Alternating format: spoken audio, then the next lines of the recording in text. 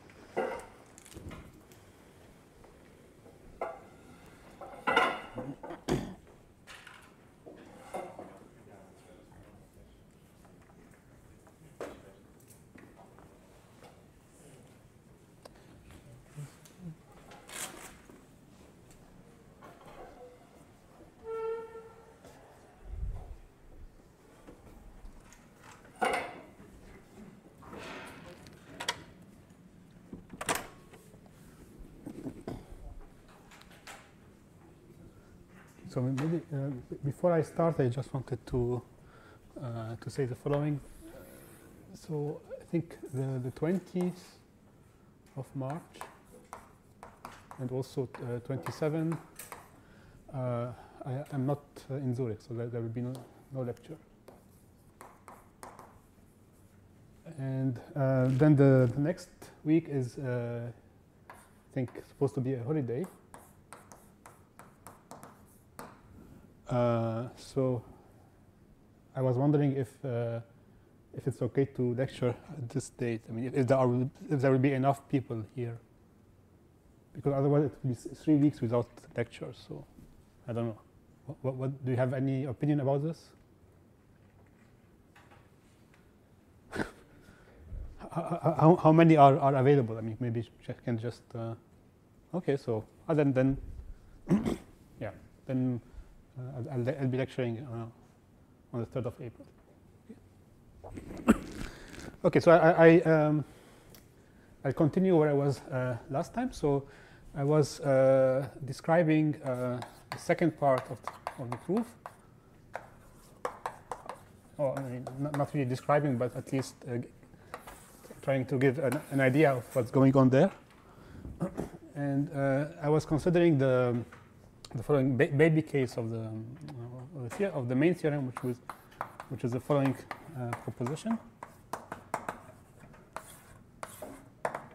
So we consider instead of considering the spectrum representing the ramp cohomology, we consider its effective variant or cover, which is the following. So we consider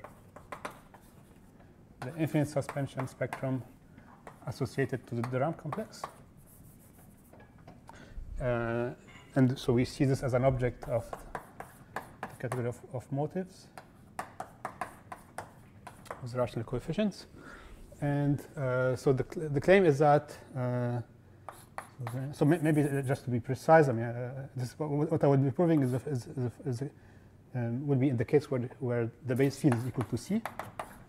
So I didn't check that it works also. I'm sure that it works in general, but I would only explain the proof in this case. So then the natural map from K0, which is the spectrum representing motivic cohomology tensored with K, to the homotopy limit of the Church complex on this object.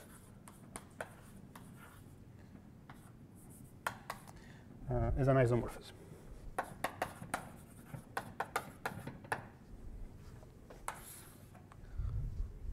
And so last week I started to discuss the following, maybe I don't know, say fact, or maybe general principle. I don't know.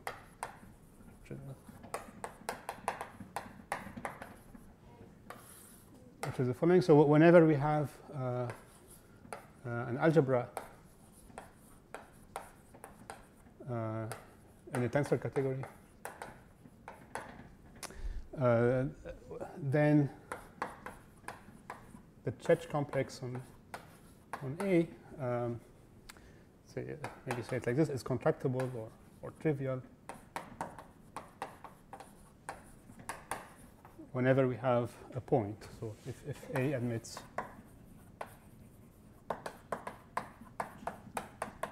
and by point, of course, I mean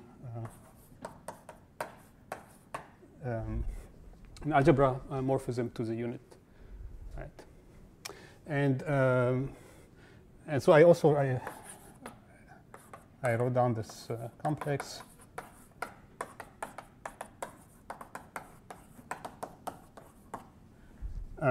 And so the same here. And just told you that you get indeed homotopies from such a point just by taking this P, just taking P tensor identity.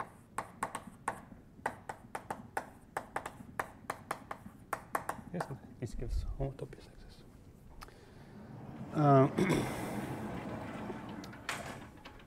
And I want to restate this principle in a slightly different way, which is more convenient for to make the link with what will happen later. So, simply said differently,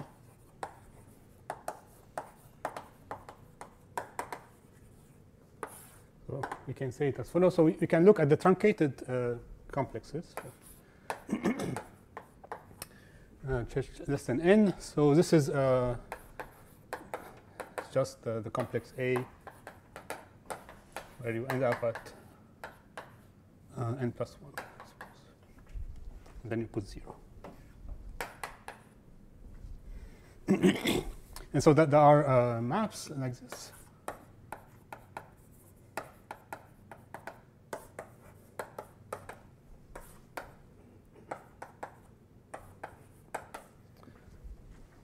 And so we can somehow mod out by the unit. And so what these homotopies will tell us is that this map is null homotopic. Really, I mean it's 0 in I don't know, complexes of in the category we are looking at. So 0 up to homotopy.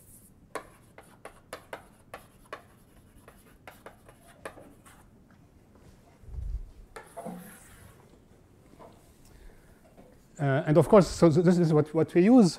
Is there a problem? Or? No. Okay. Oh, there's a problem.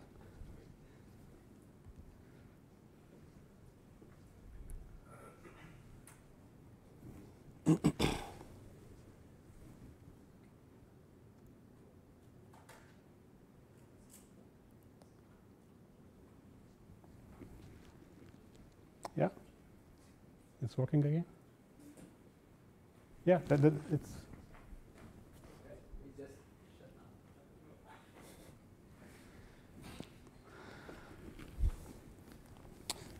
Yeah, so this is actually stronger than saying that. I mean, this kind of property, of course, implies that.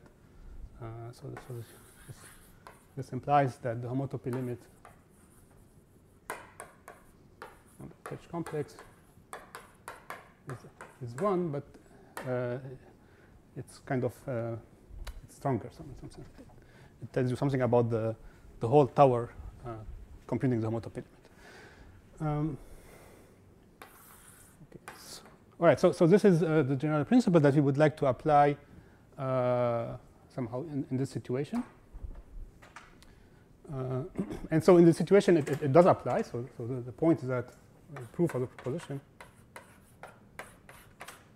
So this principle applies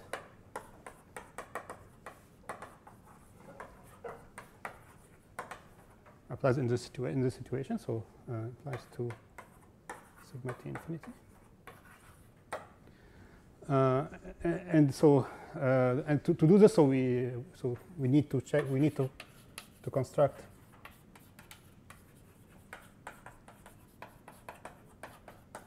a point. And so constructing a point, so this means that we need to go from here to the unit object, which is the suspension spectrum on the presheaf k constant. Okay, so this is the constant presheaf, and this is the suspension. And of course, then you see to do this, you don't really care about spectra anymore. So we can work. We can do this in the category of complexes of presheaves. Right, so we just need to construct something like this. Okay, and so before I tell you how we construct this, so maybe just a remark. So this, let's call this P. So P does not exist. Does not exist on the level of complexes. So it will not be an easy map in some sense. So it's not just looking at the complexes and then defining the map. This will not work. And the reason why this will not work, so if you think about this for a moment, so this is the ramp complex, and this is in degree 0. So to construct a map of complexes from omega to k, we need to get a map from the sheaf O to the constant sheaf. Okay, so and maps of this form, they are usually given by evaluating at a point. So you see, if you fix the scheme X and then or smooth variety X, you want to get such a map, you can, for example, take a point of X and then evaluating your function on this point. But of course, you cannot do this in a functorial way. So and it can be shown easily that there is no such map from O to K. And so the map will be obtained by will only exist in the derived category, and so we will have to replace namely this guy here by something much bigger to get the map. Okay, so I'll tell you how this works, and so this is where Hodge theory somehow enters in the proof of this proposition.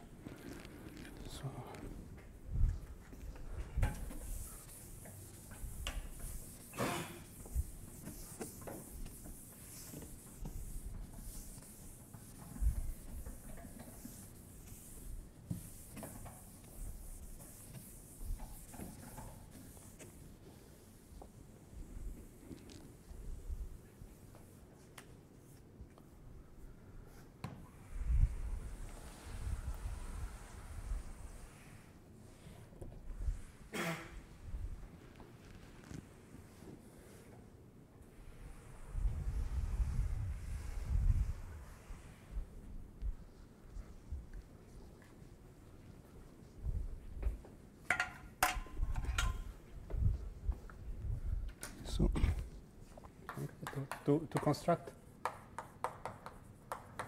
the map from the ramp complex to the constant complex, so we use the Hodge theory.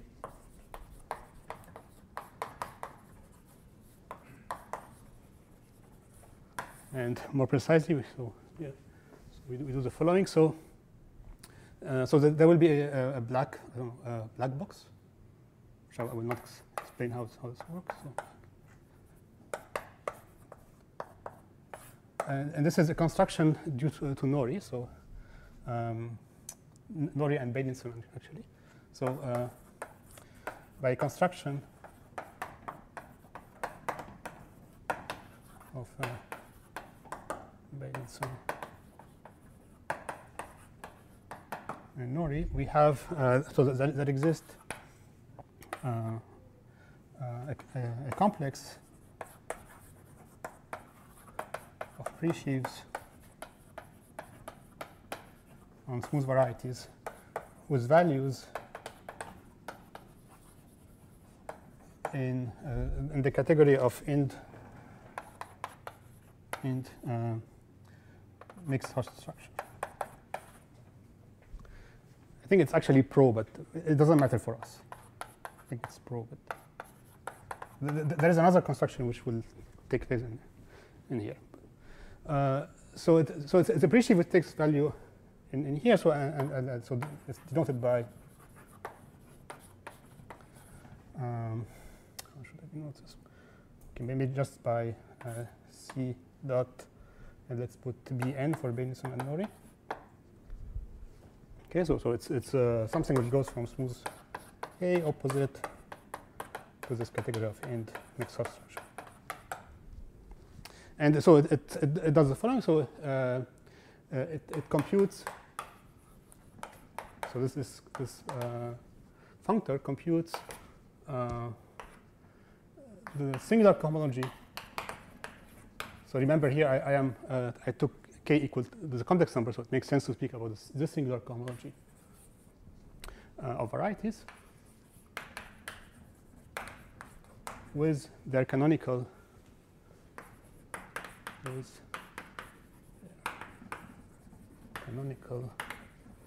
mixed Hodge structure. Okay, so concretely this means that if you look at this complex evaluated at x, and you look at the cohomology, so this will be just the singular cohomology of x plus the mixed Hodge structure.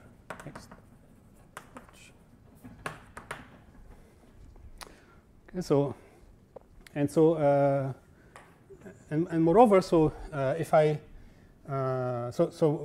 from the category of mixed Hodge structure, we have various forgetful functor, and so for example, there is a forgetful functor to the de Rham component. This will lies in k vector spaces, and so if I compose, so now if I look at f de Rham composed with this, then it will be quasi-isomorphic to the de Rham complex.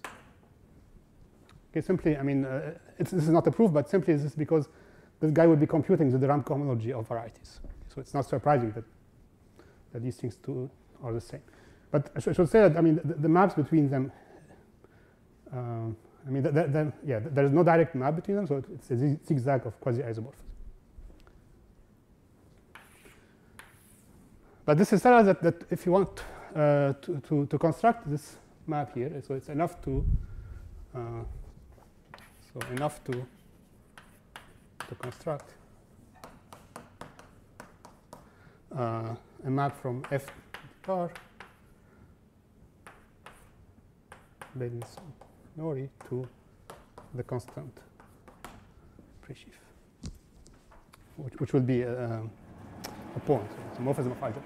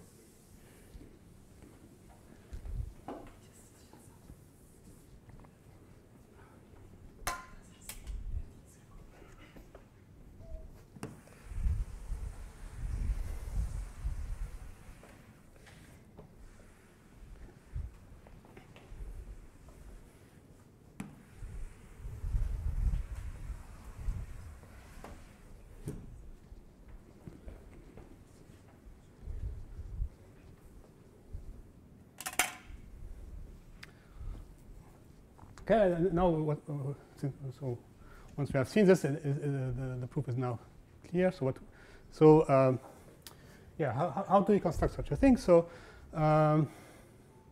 we can do it as follows. So using the Tannakian formalism,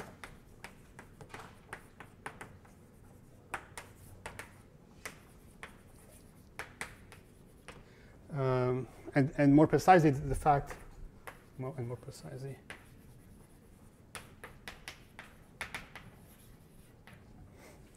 the fact that, or the uniqueness of fiber functors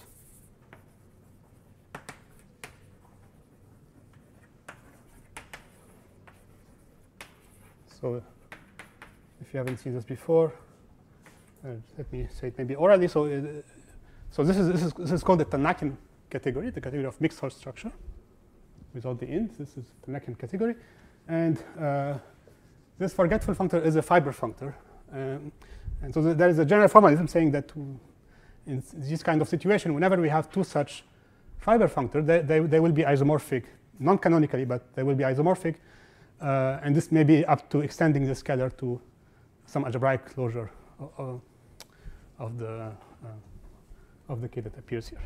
So since our K is C, it's algebraically closed, these things here will tell us that there exists an isomorphism between the fiber functor f de Rham and the fiber functor f de Rham composed with the graded for the weight filtration.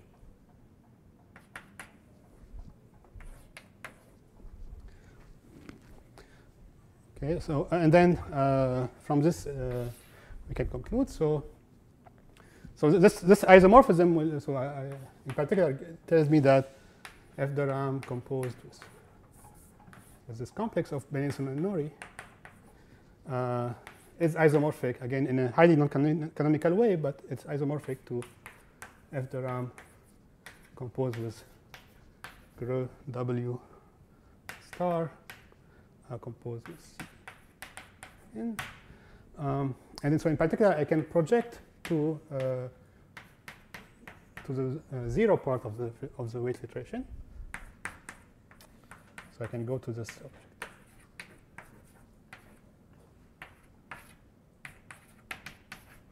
Okay. And now the point is that this guy obviously receives a copy of the constant pre-sheaf, and it happens that this thing here is a quasi-isomorphism. Quasi-isomorphism, and this is just a restatement of the following classical fact. So classical fact is that if x is smooth, then weight zero cohomology in X only exists in degree 0.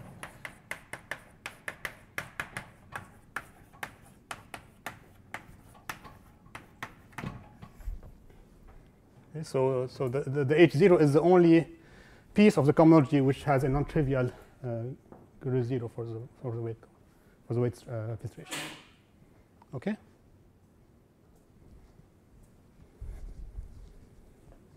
All right. So once we have, I mean, this really gives us. So this gives us a morphism from omega to the constant, and this is really an object. So it lives in dA effective eta of k. And then from this we can really working a little bit. So one has to, of course, to do this on the level of the models, but essentially this maps give us the homotopies that we need to show that the tower of the Church, so the Church tower has trivial or very close to trivial maps. So I want to give some remarks about this proof.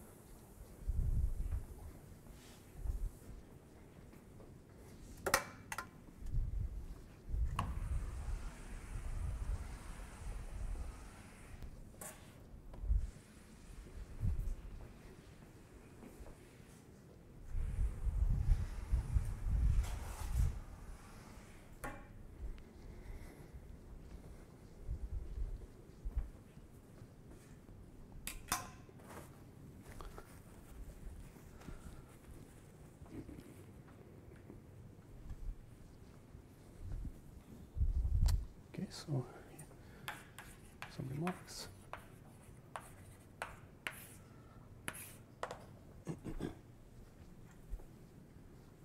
Any questions, maybe?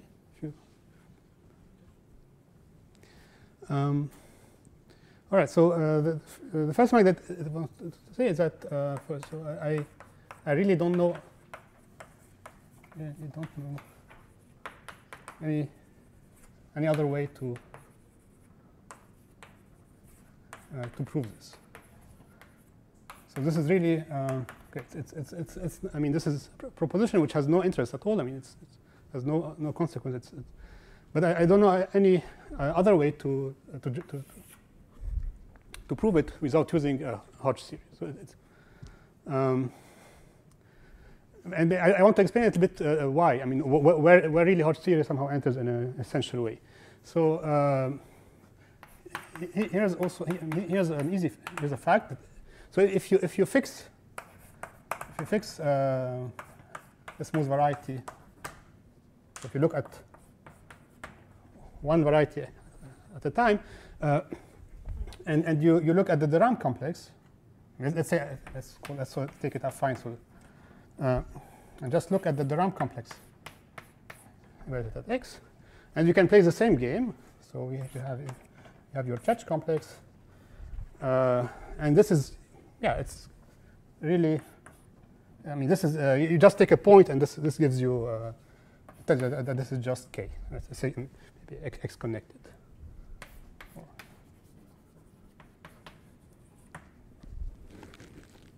So for one fixed x, this is okay. But also then it's easy to see that if you work say in the category of complexes of presheaves, smooth k, without localizing, so without inverting without inverting the equivalence for the local equivalence for the topology, or without inverting A1, so just plain complexes of presheaves, then this is still true. So it's still true that it is still true that so the Church complex on the Durham complex is trivial.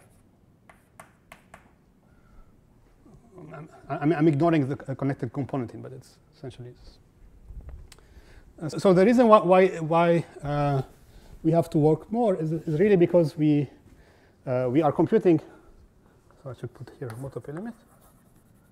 We are computing the homotopy limit with respect to some model structure. And so the reason so the point that this does not imply at all that the same is true. Same is true in, for example, in DA. And this is because we compute the homotopy limit in the model category. This means that we have to replace. This means that we need to replace, for example, the component, so this tensor product, by a fibrant, by here in this case by an A1 et al. Fibrant replacement or model.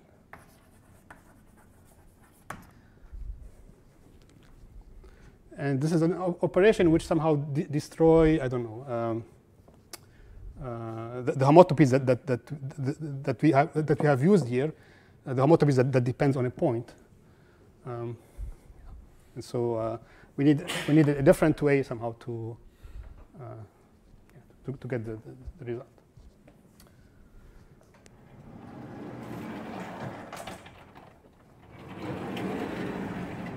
So just to say that I think Hodge theory, or at least the theory of weight, has to be used at some point. I think it says, yeah. So.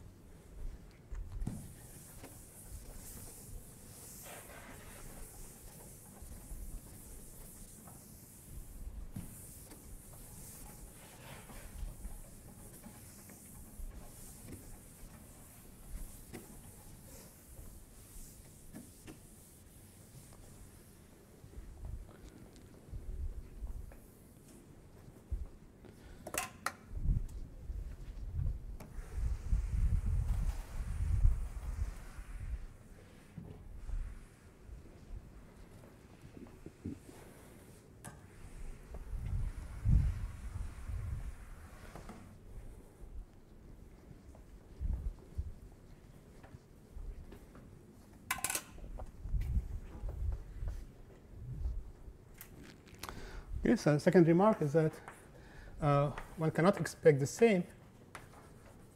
Cannot expect this really the same proof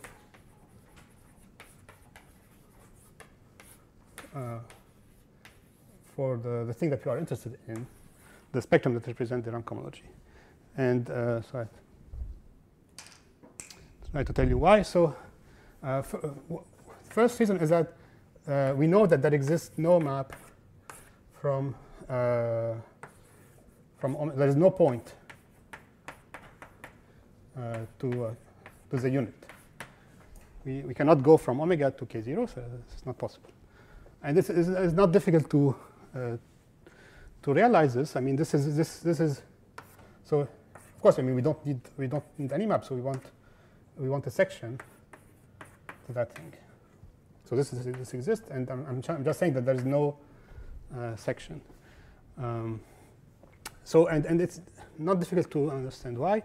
So one coarse reason maybe is that this guy here. So this represent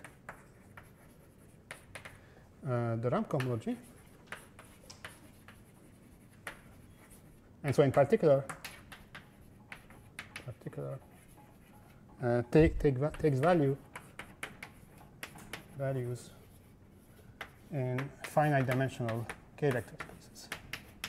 And so it's a cohomological theory which takes value in finite dimensional k vector spaces, whereas these guys here, they represent motivic cohomology, and in particular Chow groups. And we know that the Chow groups, they tend to have infinite dimension as vector spaces.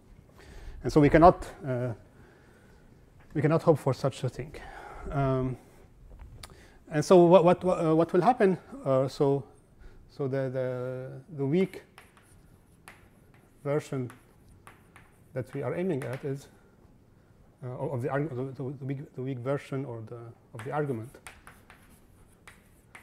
is the following. So we will be so we will have to construct. So I just put this into quotation. So construct some quotients, so other quotations here, quotients of the cosimplicial motive Church omega, maybe just quotients. So here it's really quotients because it depends on the level. So this will depend on the level of the spectrum.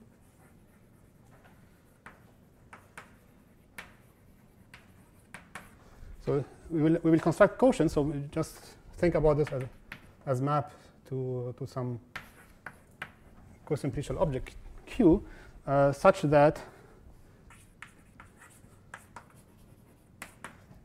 let's give a name to the level M, such that we will have that if we truncate this complex Q at n plus some function of M mapping to Q truncated at n, this map will be zero up to homotopy.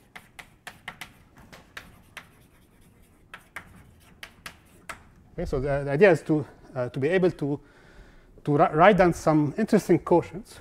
We want things which we can somehow control with this kind of property. So that in the tower we will have these maps 0. So here this will be probably something like n squared, this function, or m squared, sorry. So in this tower these maps will be 0 up to homotopy. And the homotopy will be obtained from Hodge theory. This is coming from Hodge theory.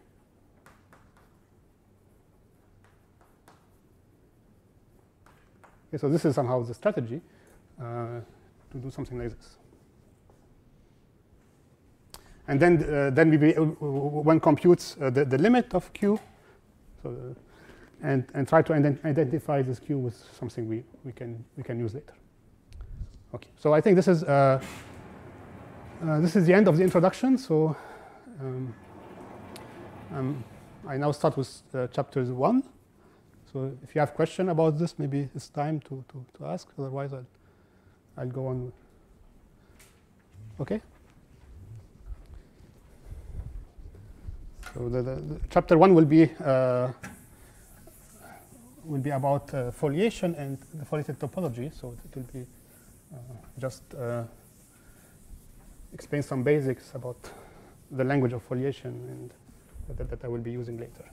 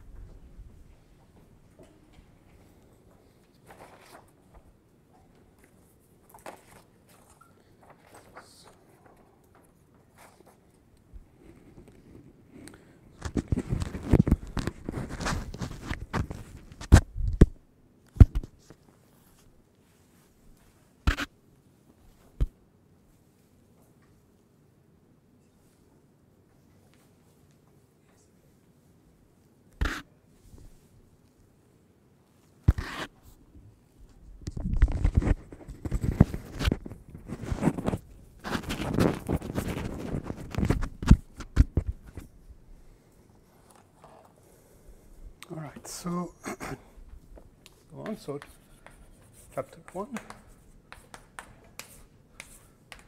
So, this will be about foliations and the foliated topology.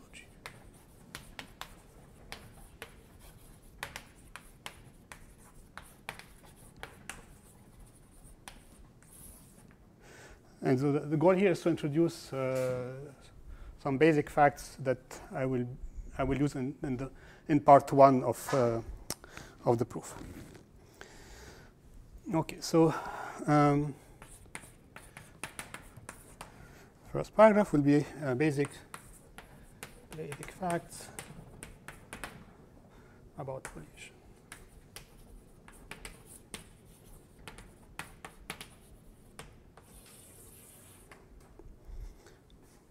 So I don't know. Should I recall the definition I gave last time in the introduction? No? Johan, you should decide maybe. You can say yes. I mean, it's just take 1 minute. There's no problem. Okay, so.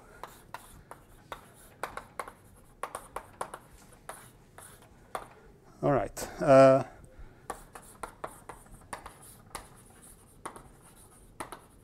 So a K foliation that I denote by X over F is the pair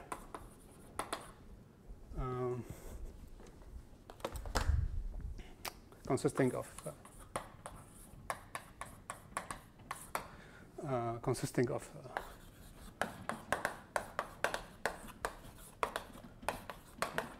K scheme X and a quotient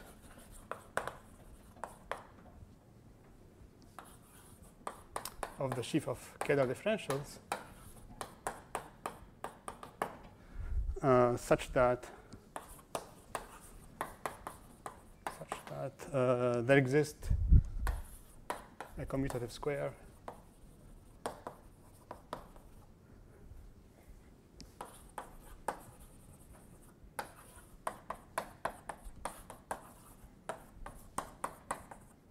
where this is a Dram differential.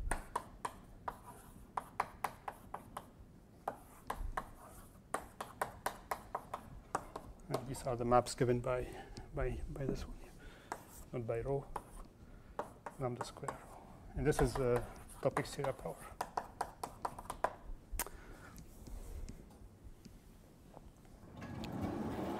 This condition is called integrability.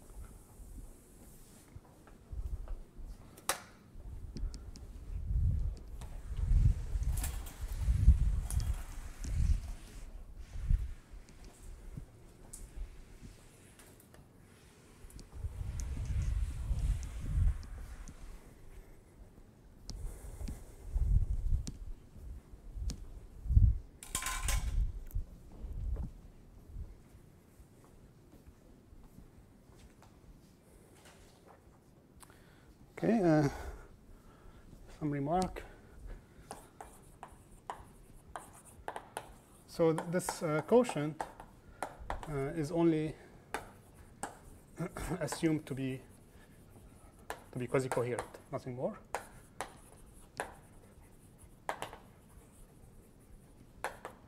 But in practice, we only deal with such omega. Such that so a foliation such that omega x is of finite presentation.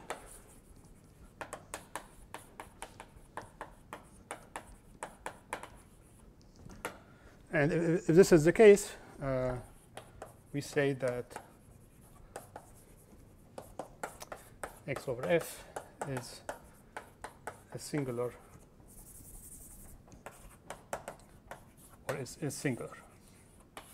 And this is a terminology which I think is coming from the classical theory of foliation. And actually, in most of the time,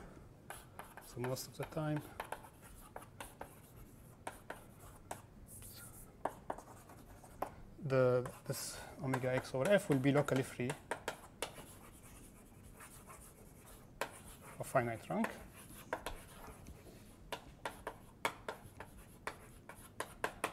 And so in this case, we say that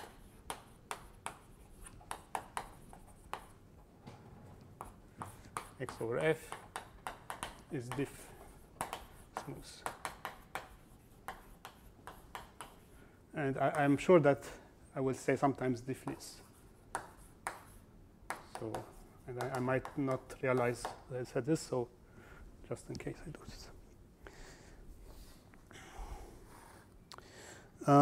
And also note that, so let's note that x is not assumed to be, x is not assumed to be of finite type, nor Noetherian. So there are no finiteness condition, except probably, I mean, we can, I think, assume that it's quasi-compact without any loss. And the reason why we allow such x, because we will see soon, we will see some important example. I mean, important for us, for what I wanted to do, important examples where x is not a finite type.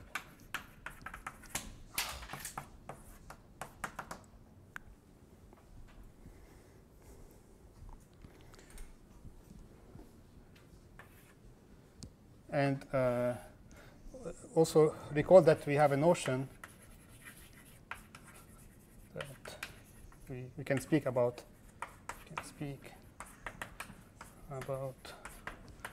Morphisms between foliation.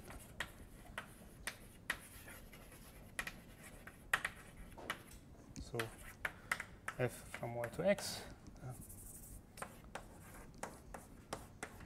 So I will not recall the definition, just say it maybe orally. So a morphism of foliation is just a morphism of schemes from y to x with a condition, and the condition is that there should exist a map from f star omega xf to omega yg, which makes the obvious square commutative. Okay?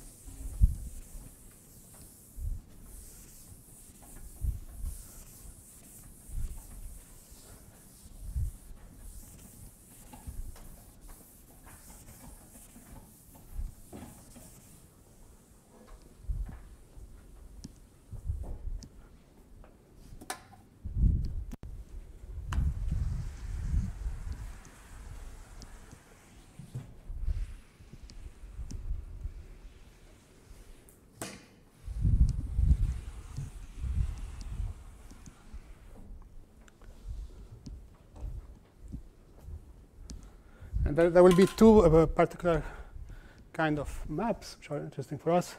So two type of maps. Morphism that the first one is so we say that f is diff et al.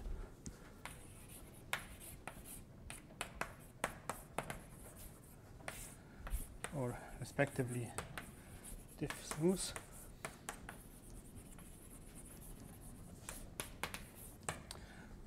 So this is a condition which has to do only with the map which I wrote there. So if the map which is induced by this f is an isomorphism, so this is for diff et al. Or respectively injective with locally free co-kernel.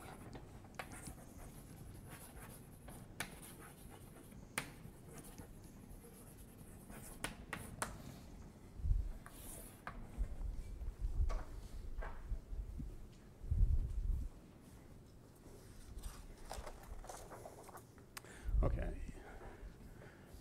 Here's also a fact that maybe worth mentioning is that so the category of foliation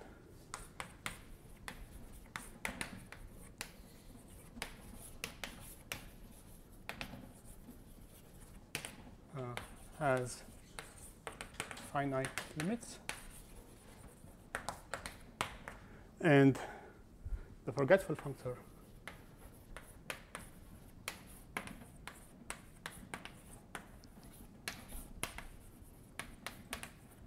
to schemes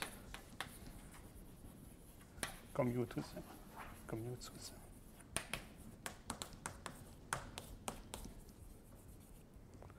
Okay, so the thing is that if you, for example, if you have two maps, you can make a fiber product, and this fiber product will be, if you forget about the foliation structure, it will be just computed in the category of schemes, and same for equalizer, for example. And so on.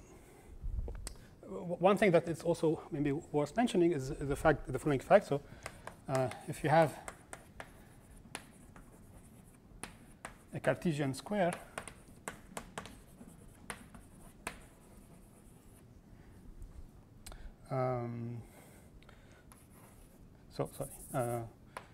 y prime, g prime, y g, xf, x prime, f prime. You get from this a co-Cartesian square, co-Cartesian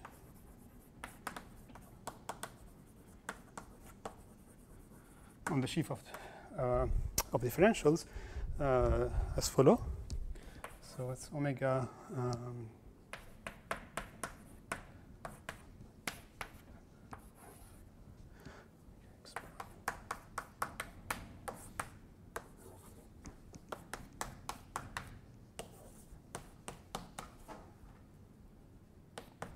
And of course, you need to put something B. So, okay, this is f g, f prime, g prime, and this is h. Then you imagine you have to put here h star, and then g prime star, and so on. And this is f prime. And this is maybe also you can use. I mean, it's probably this is just coming maybe from the construction of the fiber product. You define the fiber product of foliation in this manner. You take y prime to be the fiber product of schemes, and then you put as a structure of foliation you put this guy here, which is given by this co-Cartesian square.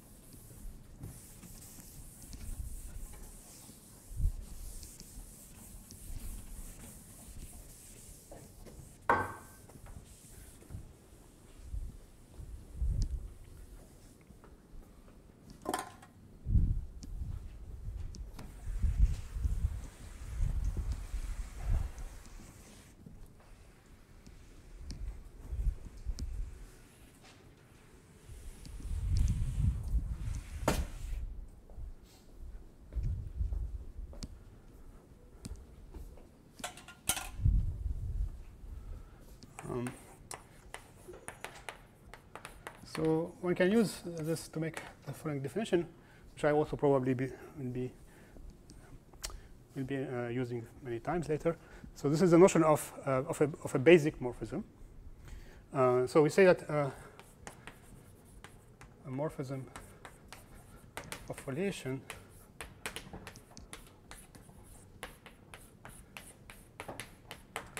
is basic if the following square is Cartesian. And the square is the following. You have your map,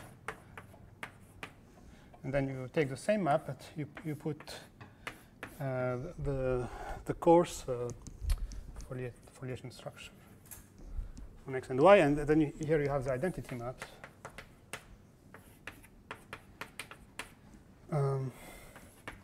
And you want this to be co-Cartesian. And in fact, so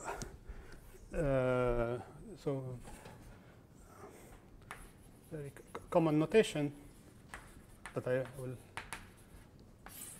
employ a lot maybe is that so whenever you have, so if you have if you have a foliation x over f and you take a morphism of schemes from y to x, then from this data you get so you can make the fiber product, and the thing that you get I usually denote by y over f. So this is by definition this is the fiber product.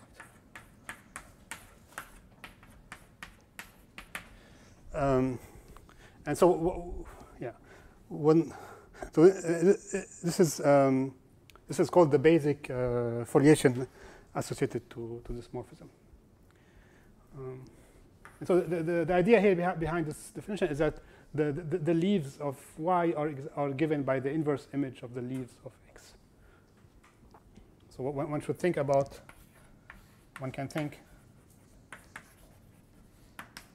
I mean, I can make this also precise. One can think about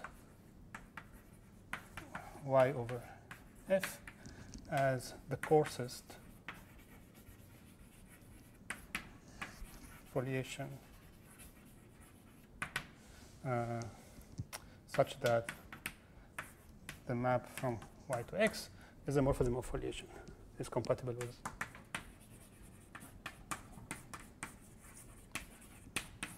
with the foliation structure.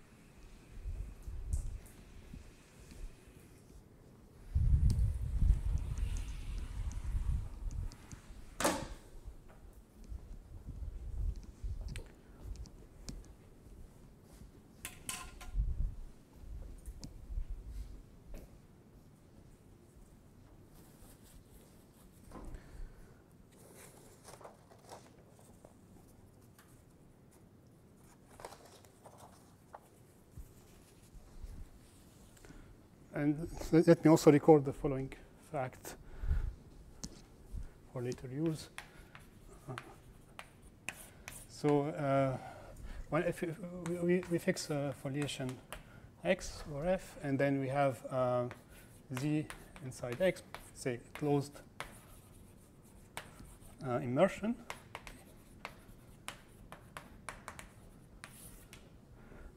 And I, the ideal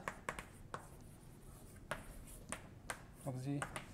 And then we have this usual exact sequence.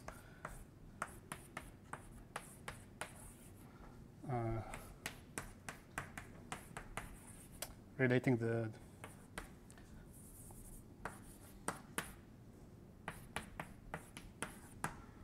here maybe I should put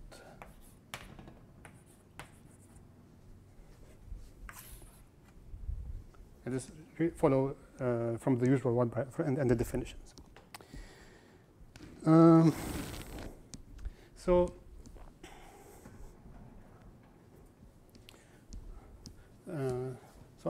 an important source of foliation comes from, or is given by the notion of delta schemes. So let me explain how this works. So definition.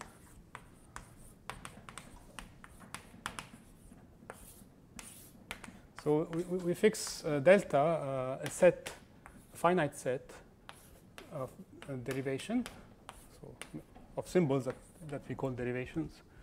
And so a delta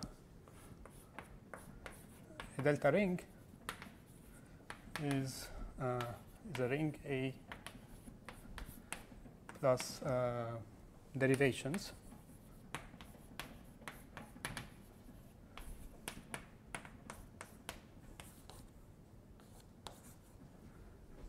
one for each of the symbol, satisfying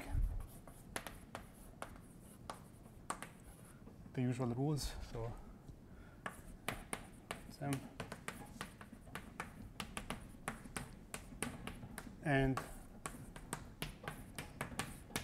we want them to commute. And similarly, we can define the notion of a delta scheme. It's just a scheme, and so endowed with derivations on the structure sheaf with the same rules. And so, of course, so of course, if A is a delta ring, spec A is a delta scheme.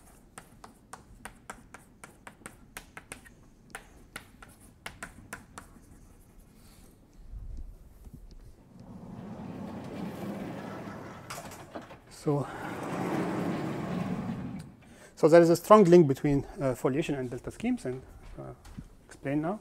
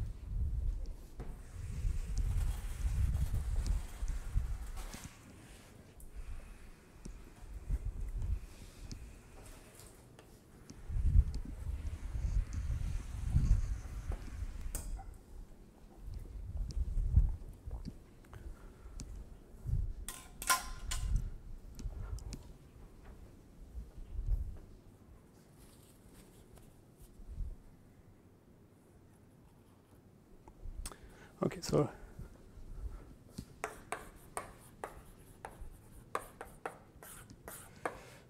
here's a remark. So let's start with a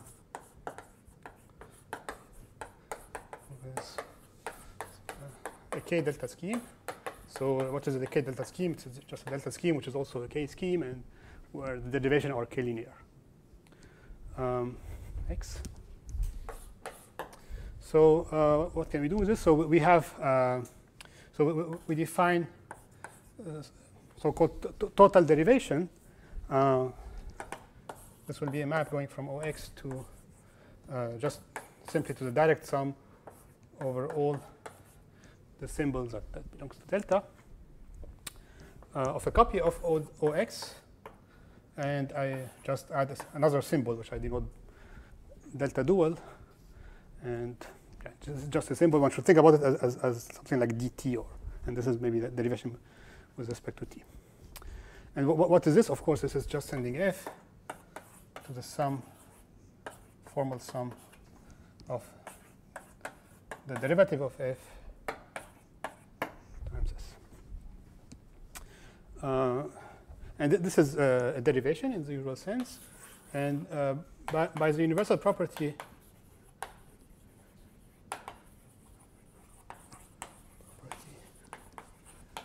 of the Kähler differentials,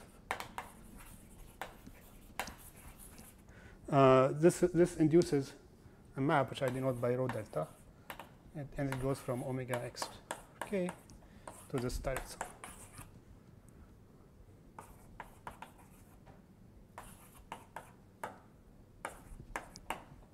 And of course, these are two equivalent data.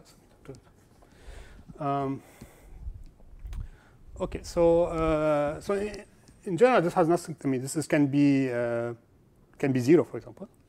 It can be 0. So we say that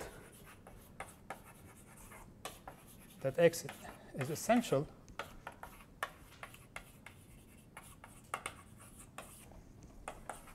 if this map is surjective. And whenever we have an essential k delta scheme, this quotient, of course, defines obviously a foliation. So if this is so, this so.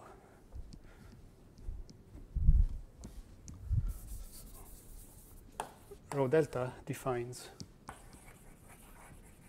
a k foliation, which I denote by x over a delta. And this is called the associated foliation. Okay, so there is a way to go from essentially all delta schemes to foliation by this simple procedure. And this gives it's an interesting way to construct foliation. I mean, it's actually because it's much easier to write down a delta scheme than writing down a foliation. So it's a good thing to have.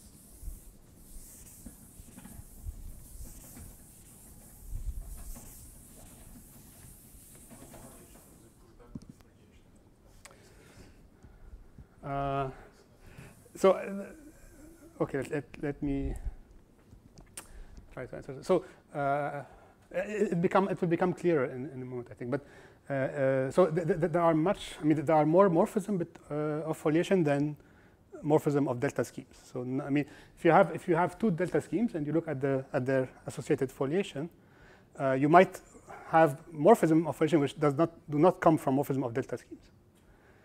So what should keep the analogy that one should have in mind is that is like for schemes or for varieties, smooth varieties. To have a structure of a delta scheme is like having a smooth variety with coordinates. And this is so. I mean, you can define a fiber product on varieties with coordinates.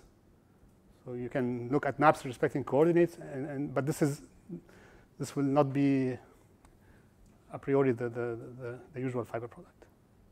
But it looks to me like you put back the foliation on the Pullback of N. Mm-hmm. Right. Okay. I think it will. Everything will become clear in a moment. If you wait for a moment, I think.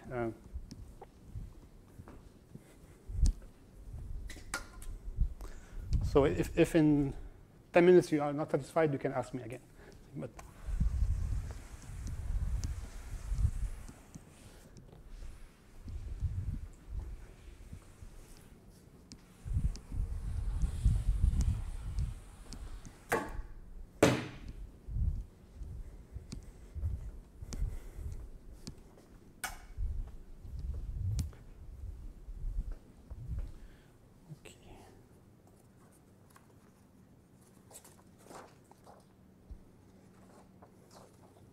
all right. So in fact, so this construction has a converse, which is what is the proposition?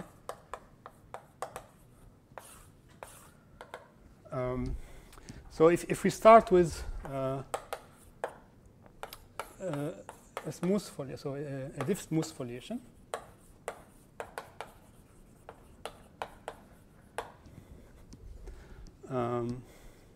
So then we can find locally on X, we can find functions f1 up to fn, global functions, such that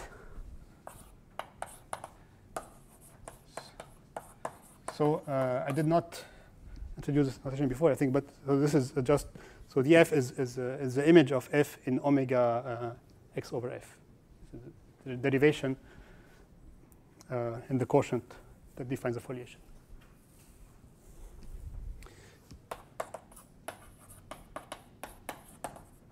So these such that these form a basis of omega.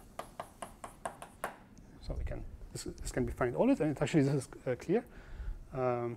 Since these kind of element, they generate the sheaf. So if your sheaf is locally free, then you can find bases which are locally which are of this form. And once we have fixed, so once we fix such elements, we can do the following. So we can define delta I the following map. So it goes from OX to itself, and it's given as the following composition. So we first apply df to go to the sheaf, the structure sheaf omega x over f, the foliation. Then we use this, that this is the basis, to write this down as a sum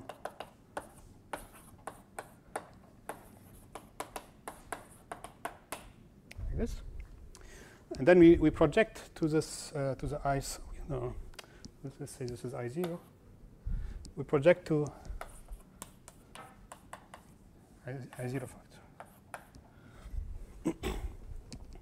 And so this is construction. So this defines a structure of a k delta scheme, k delta of an essential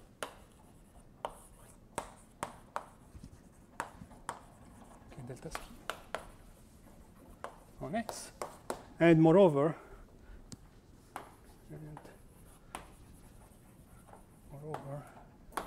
X over F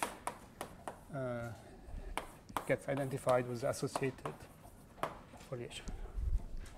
Okay, so locally, every diff smooth foliation arises via the previous construction. But it arises in a non-canonical way. So the way that you write X as associated to a delta scheme is via some choice, the choice of coordinates. And this choice is not respected by morphism of foliation a priori. Okay?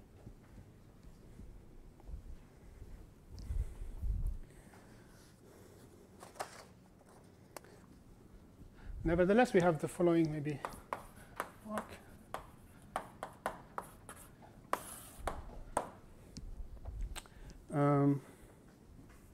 Okay, so let's say that let X be an essential K delta scheme. Then there is an equivalence of categories. So there is an equivalence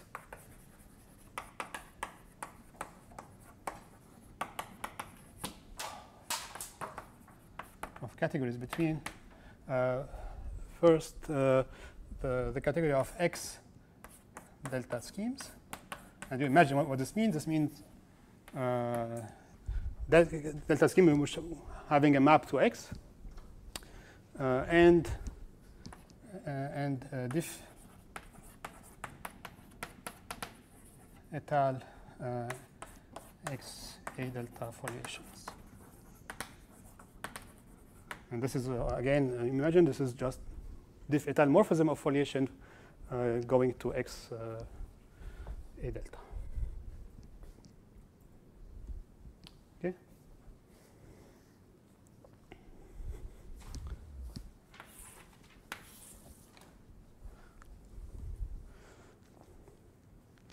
Also, a corollary of this proposition is that so under the same hypothesis, so again XF diff smooth,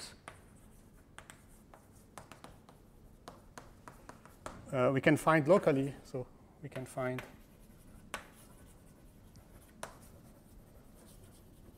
locally diff et al. Maps like this.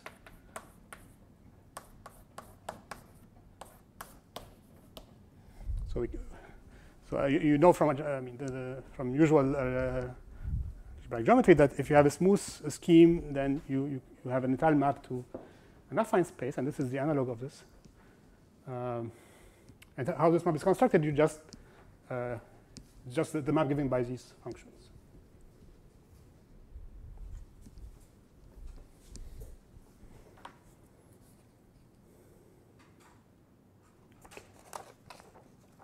Let me give some examples of how this correspondence between delta scheme and foliation can be used, or to construct examples of foliations. I'll give maybe one example of this that I will be using later.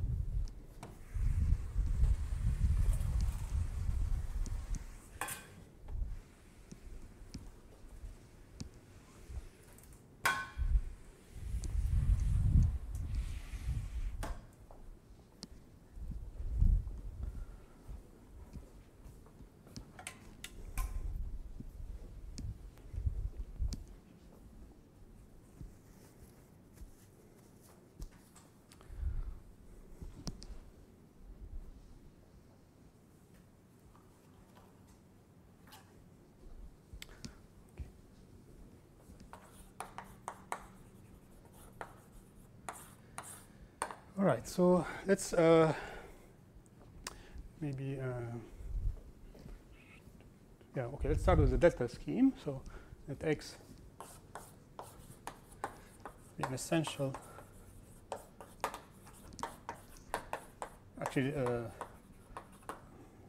essentially is not really needed for most of the construction. And that's, so if we fix a function on X, then we can do the following. So we can find an X delta scheme Y such that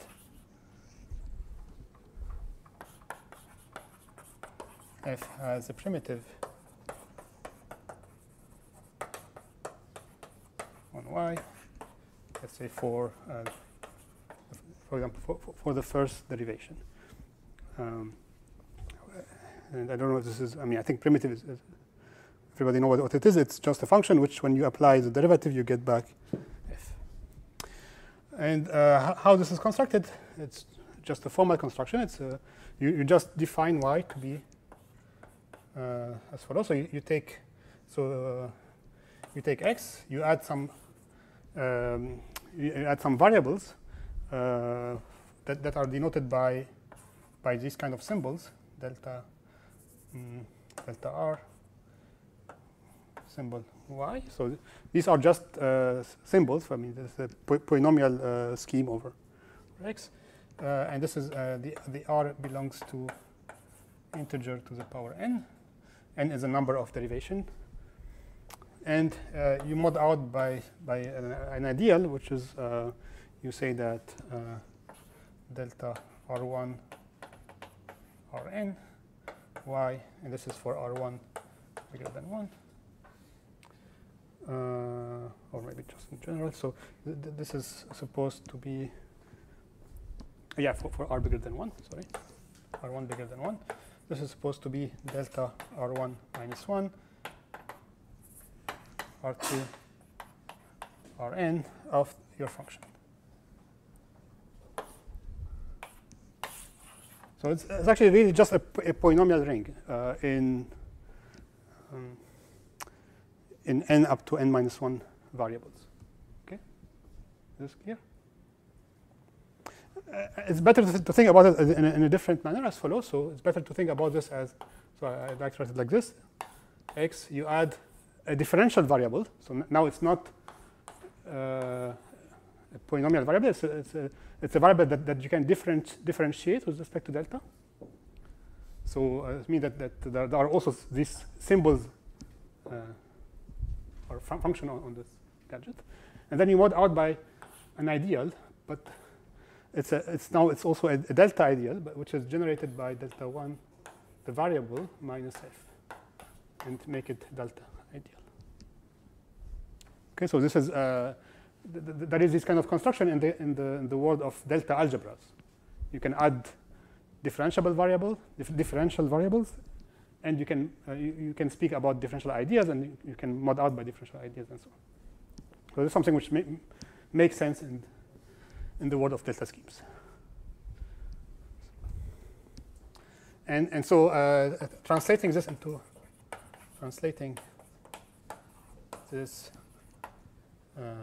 foliation, so in the context of foliation,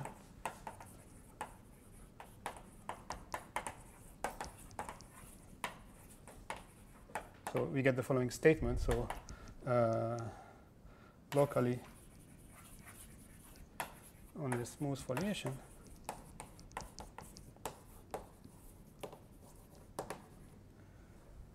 X, maybe we can find primitives after replacing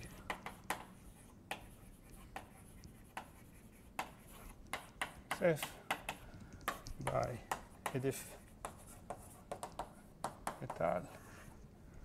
XF foliation.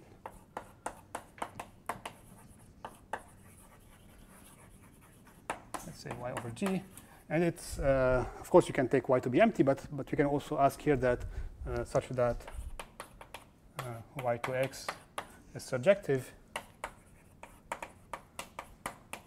and it even maybe surjective. It's a cover for the étale topology, cover, or even for the Zariski topology. Yeah, because this morphism, so the projection from y to x, as I said, so it's just an affine, it's an infinite dimensional affine scheme over x, so it has sections. And so, yeah.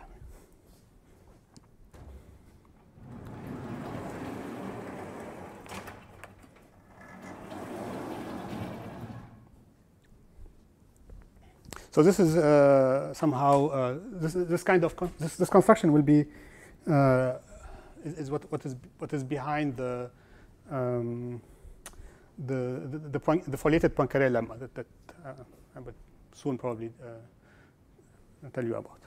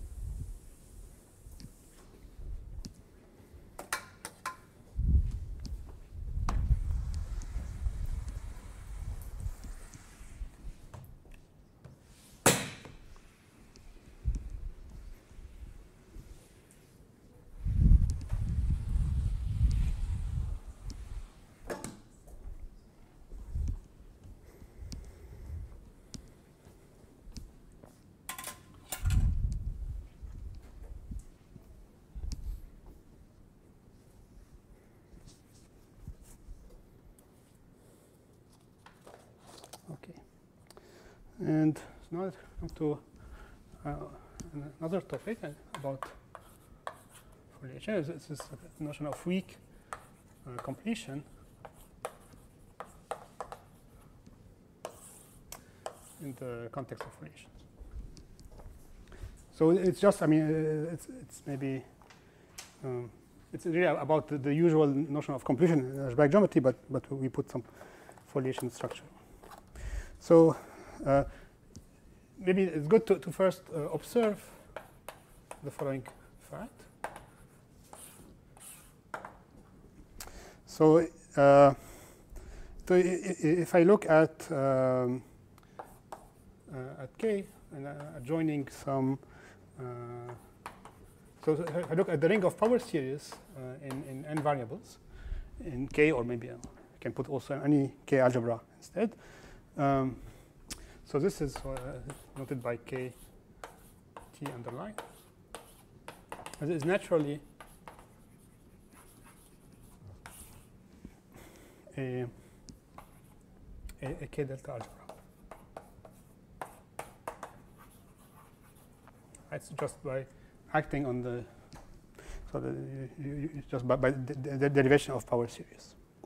And so, in particular, the spectrum of this guy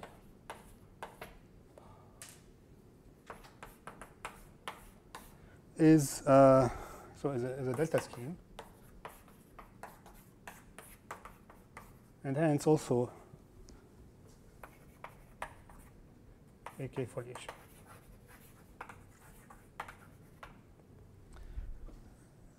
And here it's maybe also good to say it, that this foliation is not a coarse foliation. It's not coming. So it's really an extra structure on this. And the reason why is that, so if you look at the Keller differential of this algebra over K, this is not the thing that one should consider, namely this thing.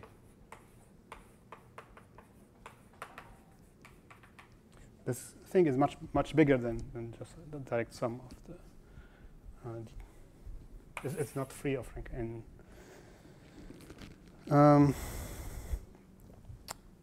And moreover, so So the map spec kt to an, which is spec kt, is diff et al.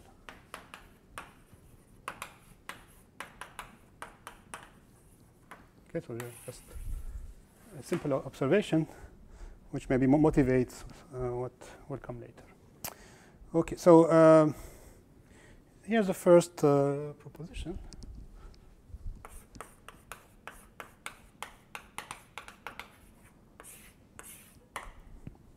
So let's take x over f, an affine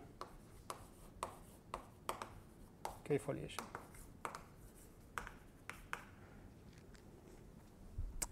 And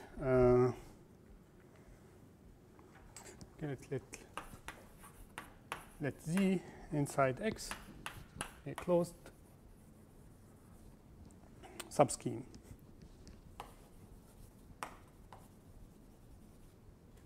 Defined by an ideal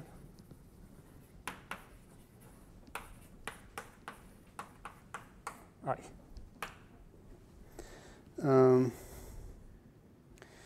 Okay, so I assume that x over f is diff smooth or respectively Noetherian and singular.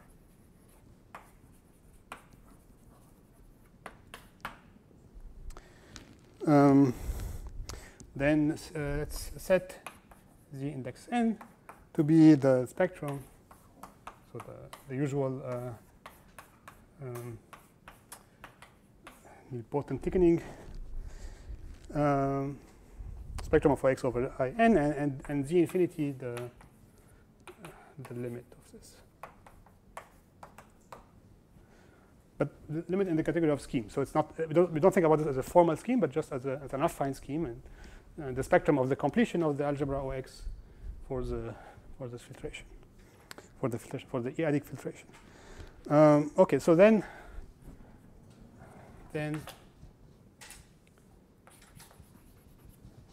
G infinity has a natural structure of foliation.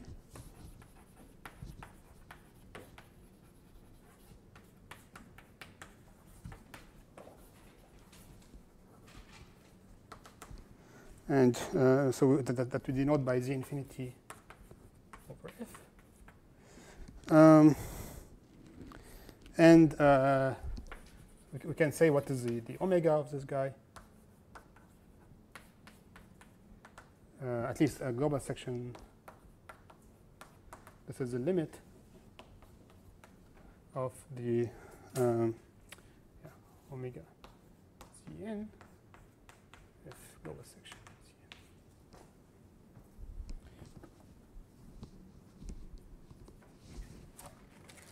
And also, forget that the map, the natural map,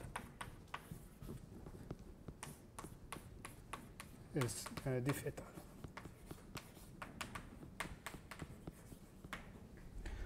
Okay, so I mean, this of course, one should say that this somehow it plays the role of some kind of a neighborhood of z in x it will play a role of a neighborhood for some topology of z inside x, or at least or maybe a variant of this construction. Okay.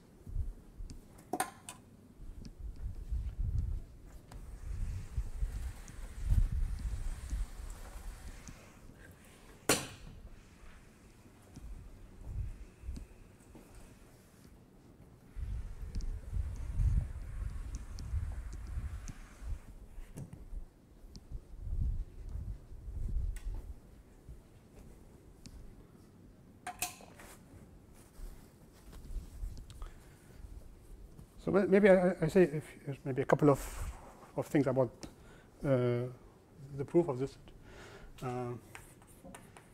So, of course, I mean everything is more or less in the statement, but so one define so omega z infinity f z infinity. So this is by definition.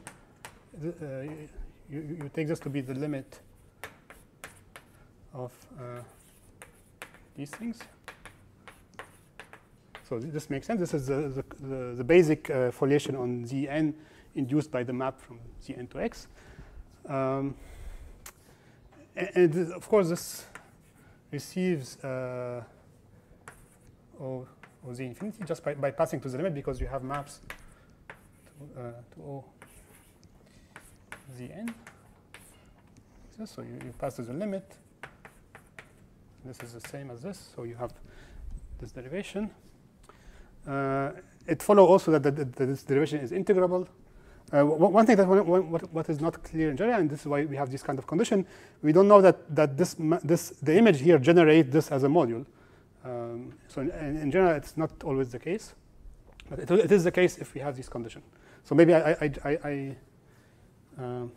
okay. So somehow the proofs. So the proof is finished. If we prove the following statement, so claim. So let's see. Yeah. So the claim is that if you go from omega xf tensor, so all this global section, because we are dealing with affine schemes here, tensored with Ox, Oz infinity, going to this guy.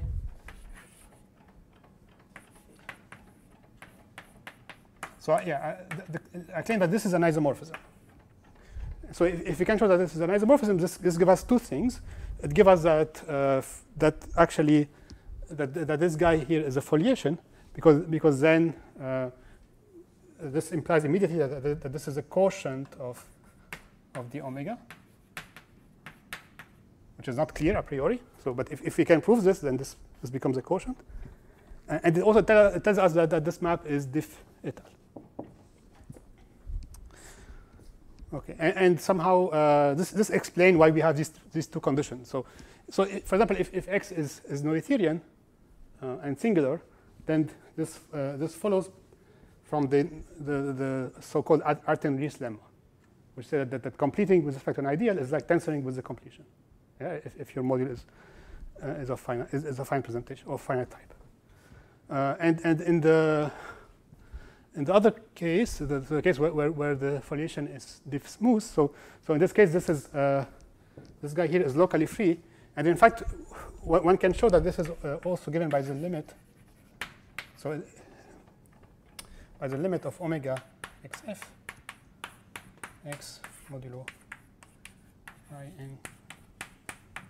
Okay, so this can be proved independently of I mean, without any condition. We have this. All right, so if you define this in this manner, you can prove that it's also given by this formula. And then if this guy is locally free, then it's then clear that this is an isomorphism, locally free of finite type. Okay.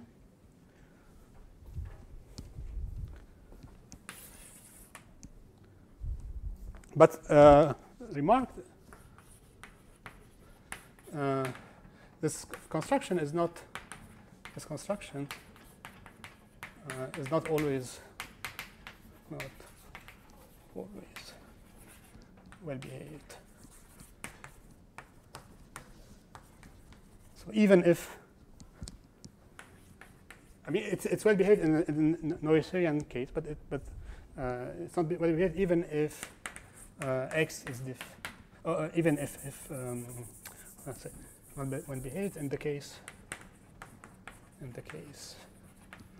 where x is only diff smooth, even if if the ideal is finitely generated.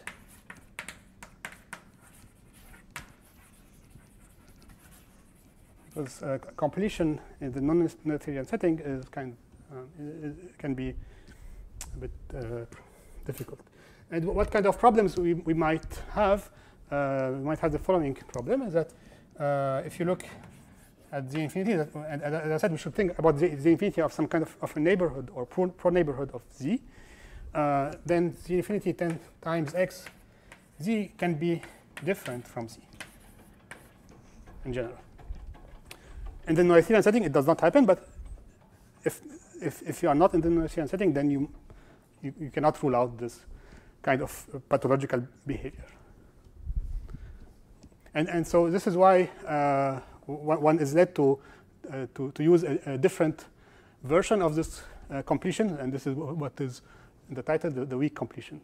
So I'll explain this now.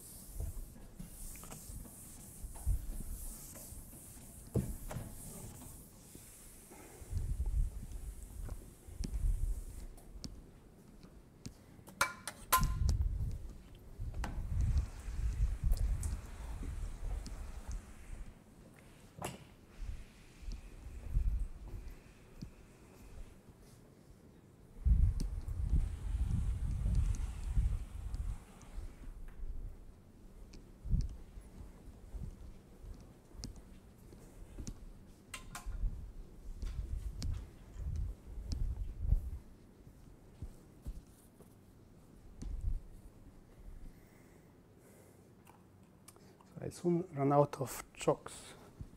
I think we should maybe not then make a break and then at least for these chocks. All right, so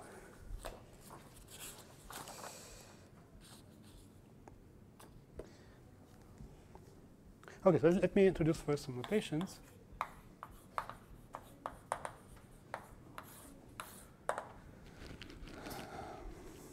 Okay, so if I have x over f and affine k foliation,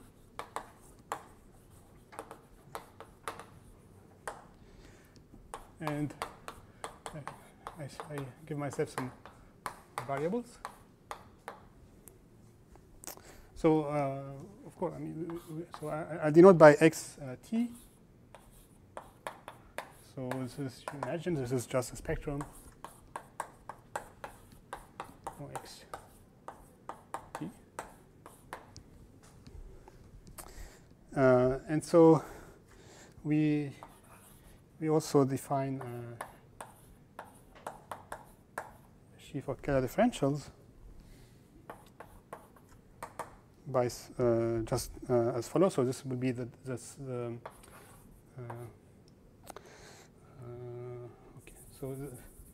So I define the global section, which is enough because it's we are in the affine situation. So I tell you what is the global section of this sheaf. So this is the global section of the structure sheaf for x, and then put the variables. So this will be power series with coefficient and differential forms on x, and then you have the direct sum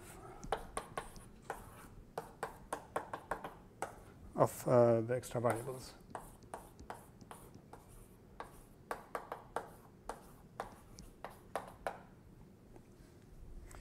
And of course, that is an obvious derivation.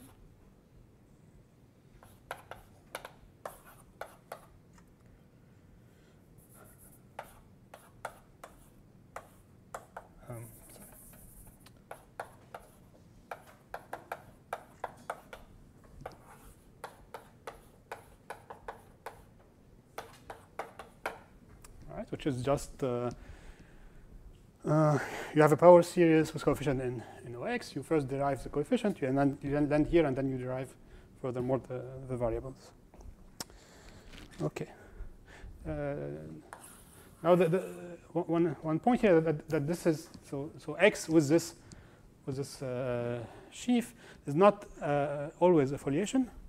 You might have a problem if you are not in the singular case, but in the singular case it's always fine. So if xf is singular, then the pair, so xt omega xt f is a foliation.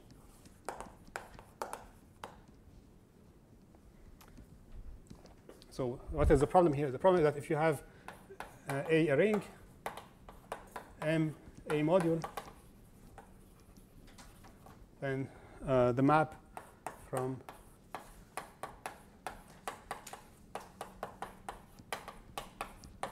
like this is not always an isomorphism.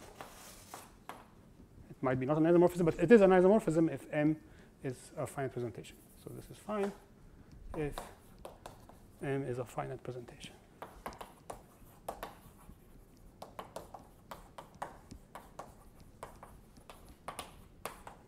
Okay, so this is what's behind the statement here, and actually, what's the way one proves the statement is by showing that the map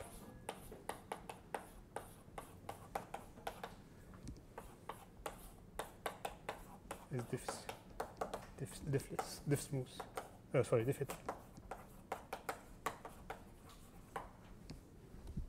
Okay, so we have this. So this is an example of a good of a good completion, if you want. So one can think about x double bracket t as a completion of xt at the ideal defined by, or the zero section, if you want. And this is a good completion. There's no problem. I mean, you can show that the fiber product, right? So this tensor times x over xt will be x. And so the idea is somehow to use this good completion to define a more general one, and this will be the weak completion that I will be using later.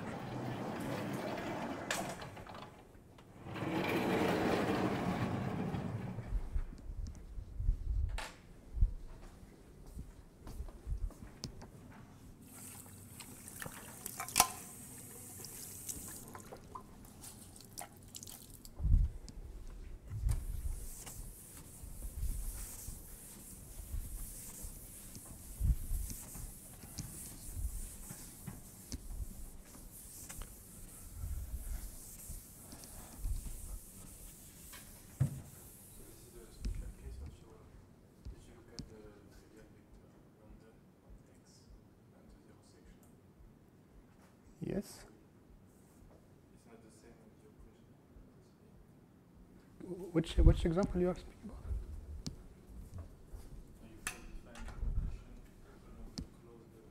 Yeah. So I define the completion along a closed immersion. So if I do this in the case of the closed immersion, x going to xt, the zero section, I get this guy. Okay.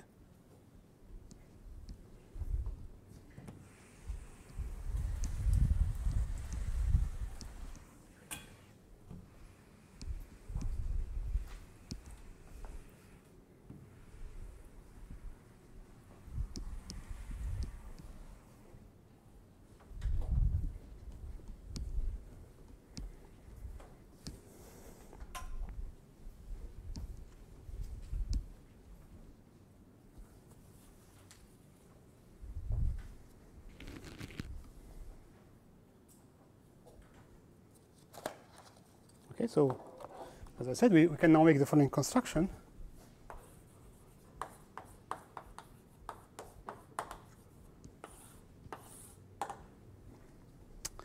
Okay, so one has to stick to the case of singular foliation for this to work. So xf be a singular affine foliation.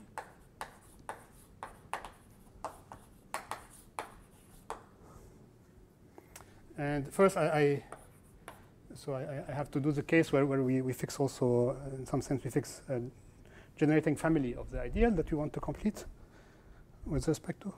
So this is fix A underlined. This will be n tuple of element, so of function on X. And so we define the completion, or the weak completion of X with respect to this tuple by the Cartesian square, the following Cartesian square. So imagine, so this is the thing that we want to define, and sits in a Cartesian square, where here you have the original thing. Here you take X and you add the variables, and you use your n tuple to map to. So you take the section given by A, and then you take X double bracket. So this is XA, and so in particular, you see by construction.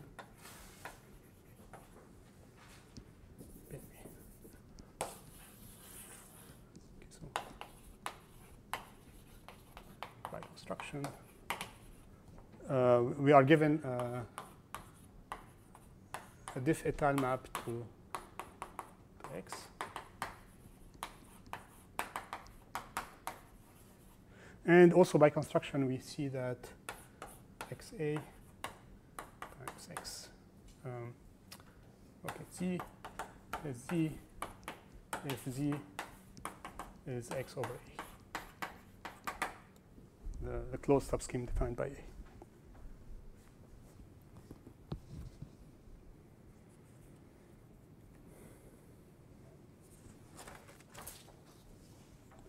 Okay, so this is called the X A is called the weak completion.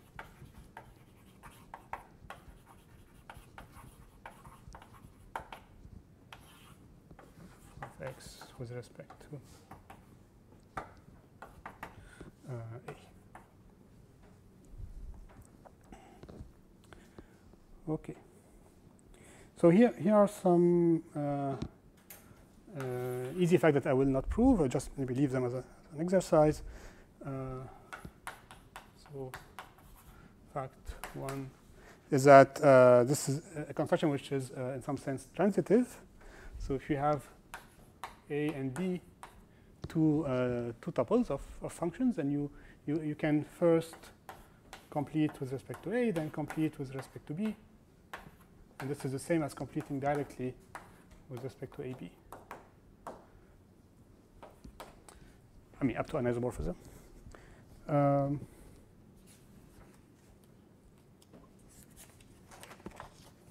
Also, the completion of A is the same as the completion of A prime. So if A prime is also an n tuple such that AI prime is a non-trivial power. Of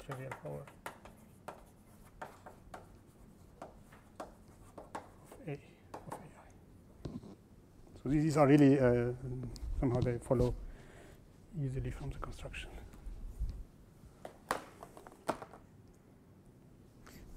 But these two facts will tell us the following thing: that in fact that this completion do not really depend on the choice of the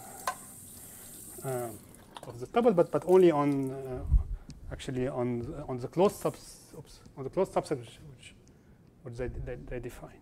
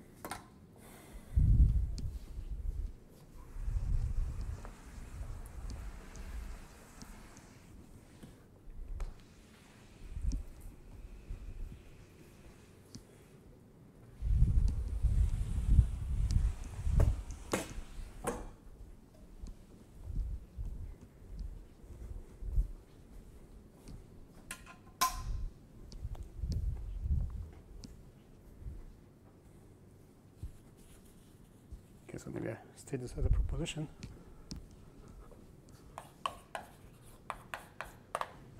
So, as before, I mean, I should also say that this construction somehow does not really depend on the I mean, the total space does not depend on the foliation. So I can speak about XA without F. So XA depends only. I mean, I can also put the F.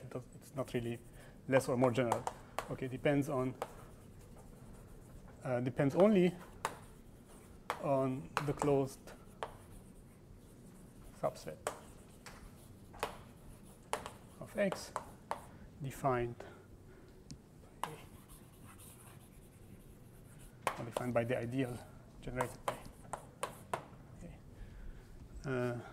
And so as a consequence, it makes sense to write and to speak about X hat GF for any constructible closed subset.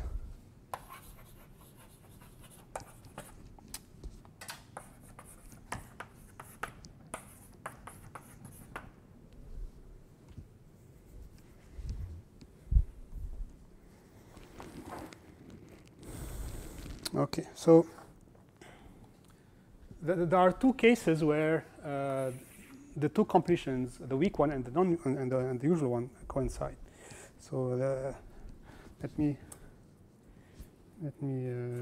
explain this now.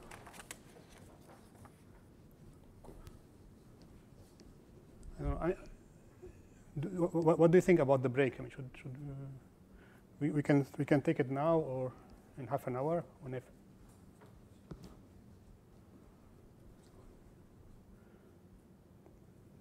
Should we vote or what? I mean, okay, let's take a break maybe now. I mean, actually, it's a good idea to change the shows.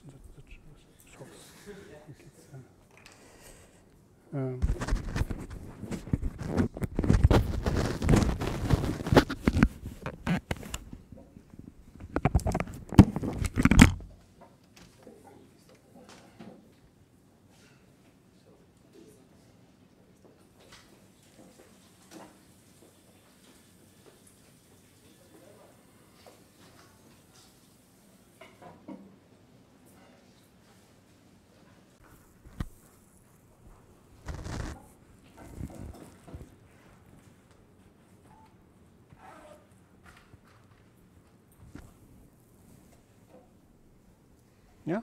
So. Okay, so I wanted to give two situations where the weak completion and the usual one coincide.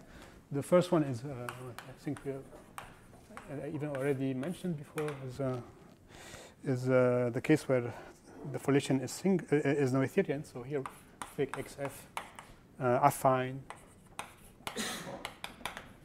Noetherian. Singular, and D any closed subset. And with the previous notation, we have that the infinity F is isomorphic to the weak completion. So this is just the Rieslemma. Artin Rieslemma.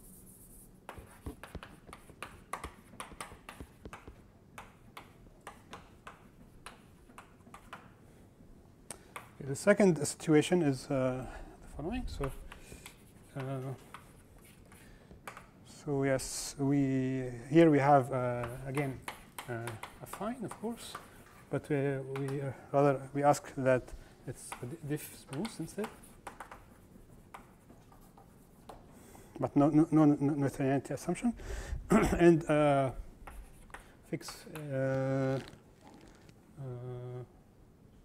okay Z inside X constructible. Okay, no, but yeah, okay, given by do I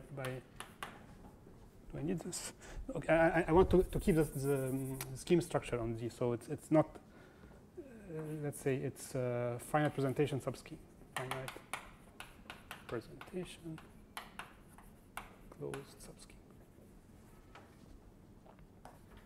I mean, this is important for the x infinity, but for the z infinity. So okay, then again there is an isomorphism between these two things. If sorry, yeah, of course I need to. Okay, sorry. So this is given like this for an n tuple. Okay, and so it's an isomorphism if this sequence is regular.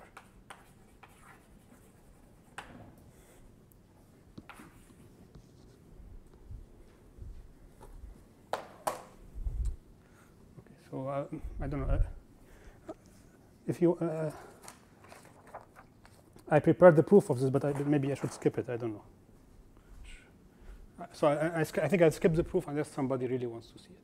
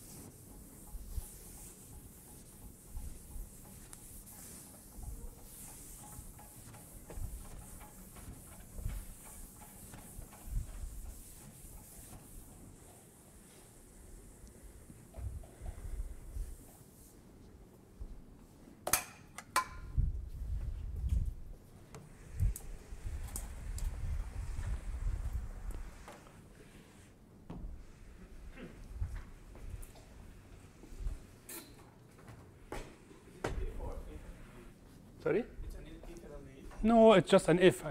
No, it's maybe not an only if. I mean, it's not an only if because, for example, you can take a1, comma a1, and so on. This will not be regular, but it defines the same completion. So.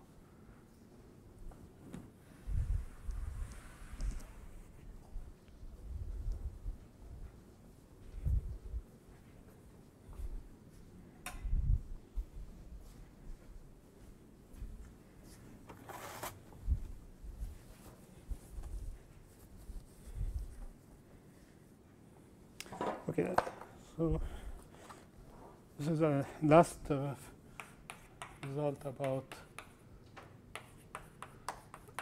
the notion of recompletion. Okay, so it takes some time maybe to write down the statement. So we start with an affine singular foliation. Take A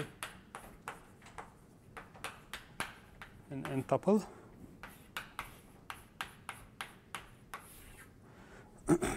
I denote by y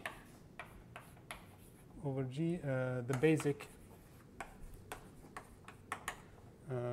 foliation on y, which is x mod out by the ideal generated by the sequence. So usually I would write f, but here it's maybe better for the clarity of the statement to use a different letter. So we assume that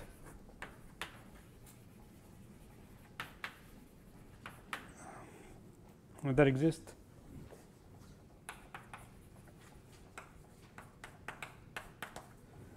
a foliation structure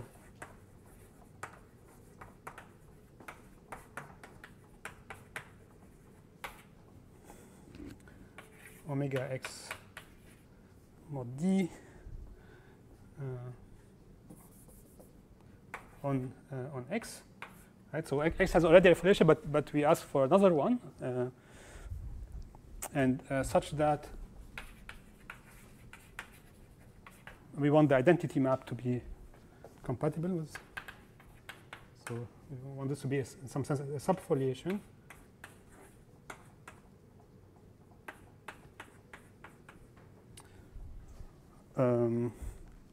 And we want that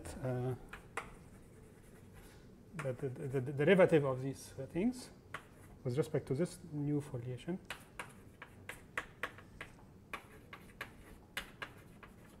we want this to form a basis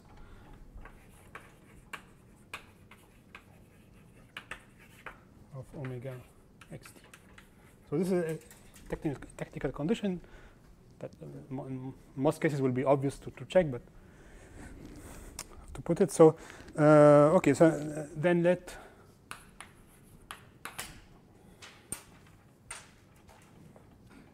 again T be some determinates. Okay, and then now we can, so then there exists a unique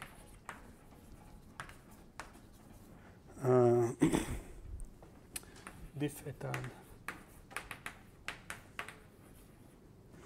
morphism U going from Y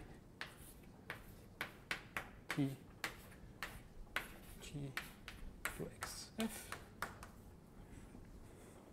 such that, so maybe first extending the obvious inclusion,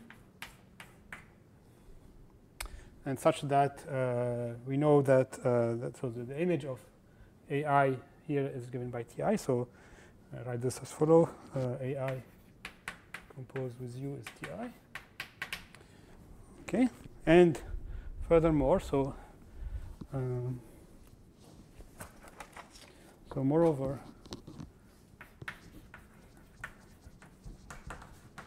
if you had, sorry, if A1 up to AN is a regular sequence,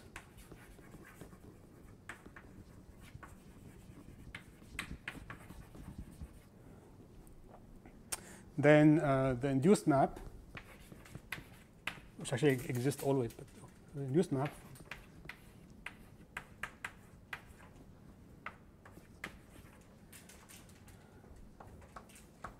to accept Y is an isomorphism. Okay.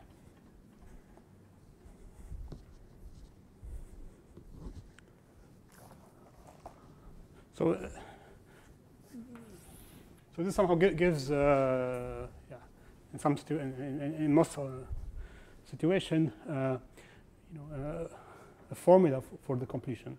So the completion is always, I mean, most of the time, in many interesting cases, it looks like simply a form of a power series on Y.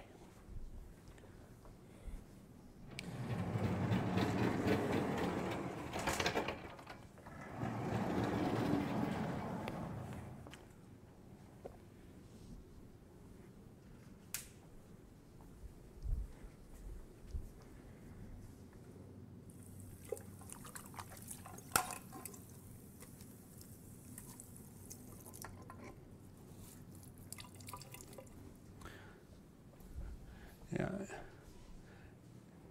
I mean, if I want to be very precise, I should maybe not say singularly. I should say differentially smooth, because we a priori we don't know that the completion exists otherwise. Okay, but we can say it's part of the statement that the completion exists.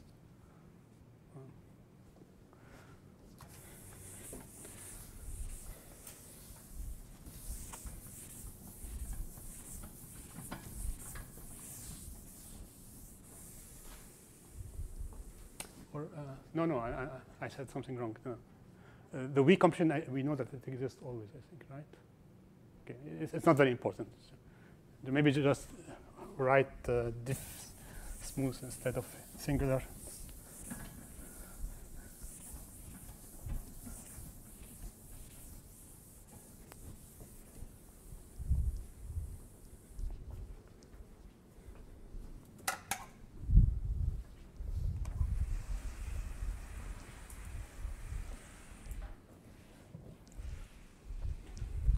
So I just want to give a few hints about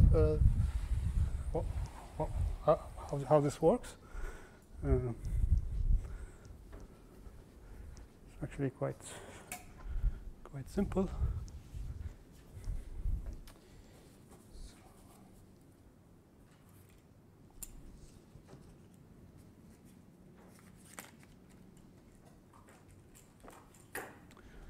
So sketch.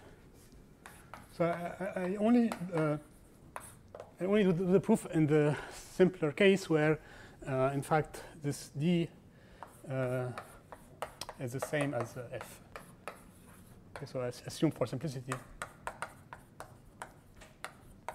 that we have this, which is this equivalent to say that dF1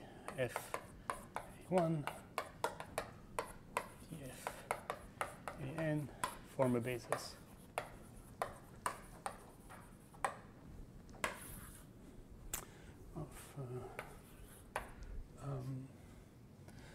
Of omega xf. And so we know that in this case, we know that x is naturally an essential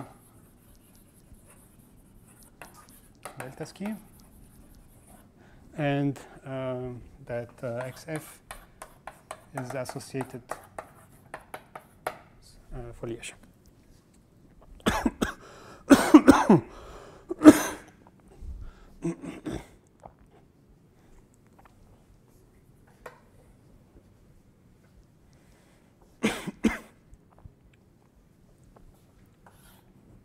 Okay, so in this case, I'll it's easier to work on the level of delta schemes.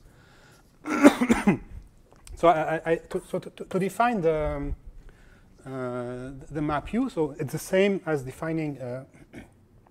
So to get U, it's equivalent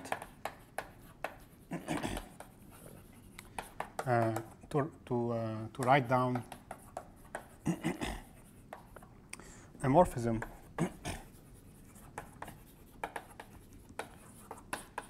of K delta algebras from OX to OY power series. Okay, so remember Y is OY is OX mod the ideal generated by A. And so it's easy to write down such a thing. It's actually, this is just to be given by the Taylor expansion. So this is a map that sends a function to its Taylor expansion. So take multi-indices and you apply the derivative to f, and then you restrict your function to y, and you take our factorial and then tr.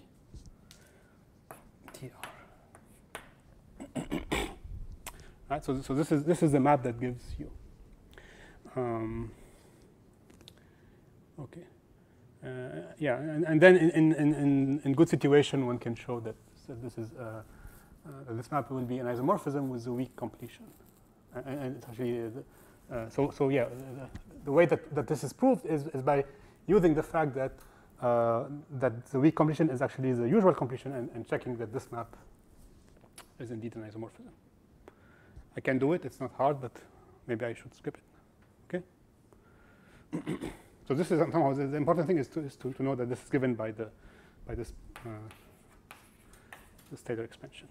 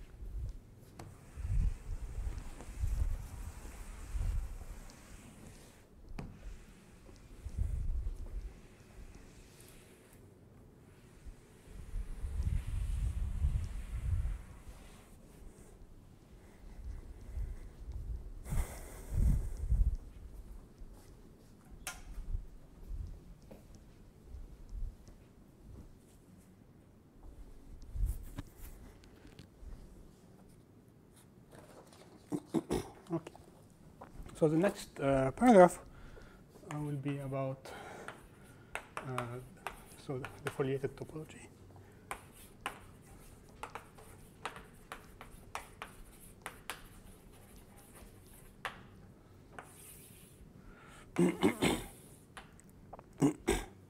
So we will see actually a few variants of this topology. I will introduce here in this paragraph the one which maybe I think is the more natural, but unfortunately later I will be using another one which is slightly less natural maybe, which will be called the psi-foliated topology. But yeah, I think it's maybe good to do this maybe first. It's not that the other one is more complicated than this, but I think this is kind of nicer maybe. Okay, so yeah, I start with the definition.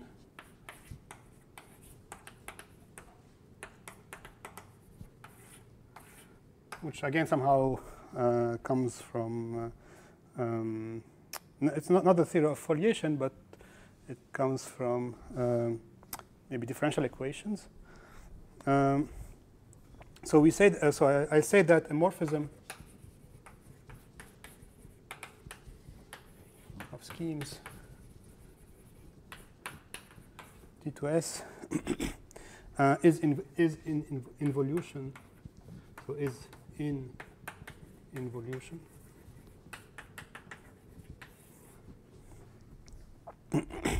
So if S reduced, so if GS reduced scheme, so it's a definition up to nilpotent. If T reduced is or can be written as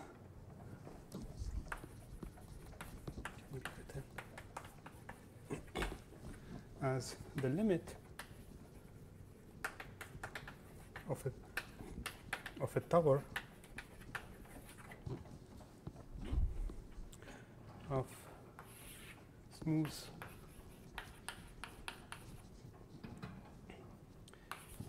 S reduced schemes where the transition morphism in the tower transition morphisms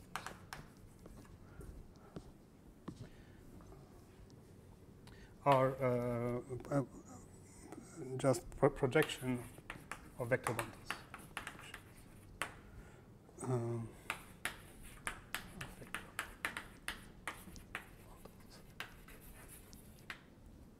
So actually, one does not lose much by just thinking about T. So the main example would be something like T up to nilpotent, given by some A an infinite dimensional affine space times T0, where T0 is a smooth S scheme.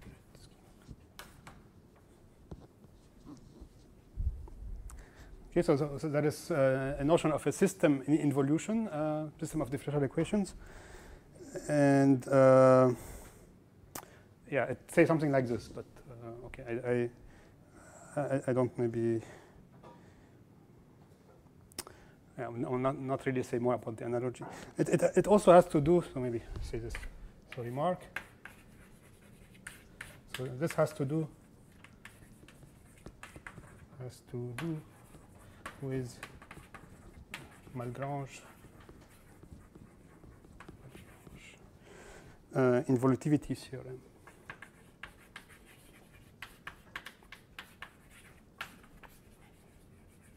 Which say something that some rho scheme which associated to some differential or system of differential equation is of this form generically. So this is why I use this terminology here. Okay.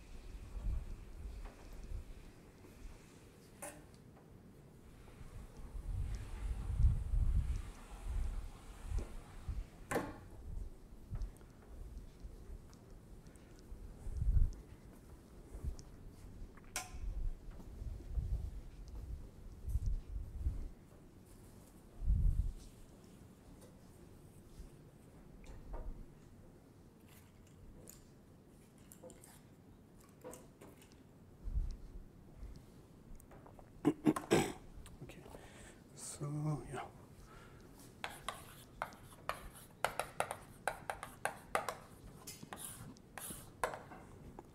Okay, so a family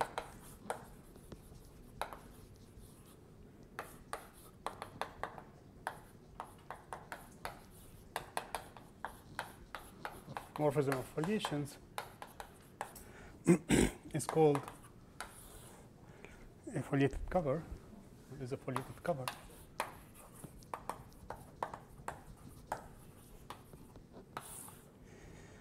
If the following two conditions are satisfied, so we want the FIs to be diff eta, and we want a suitable surjectivity condition, which is the following. We want that for every point in the target, there exists a locally closed constructible subscheme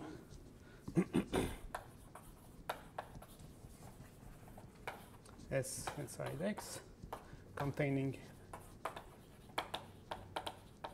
the point X. We also want that there exists an index I0 in the set I, and a quasi-compact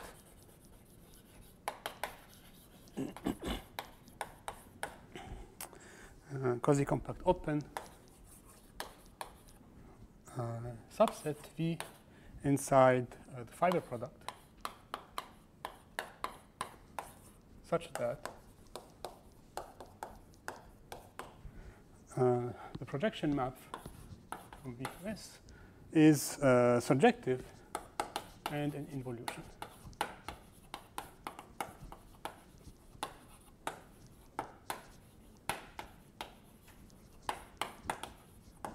Okay.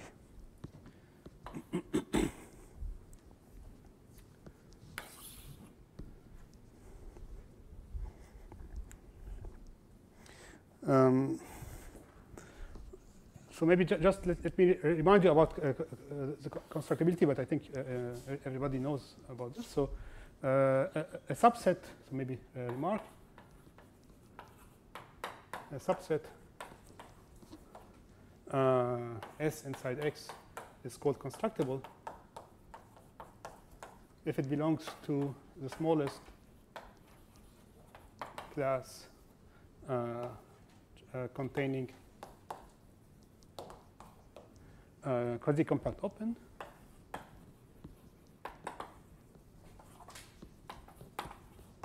and stable by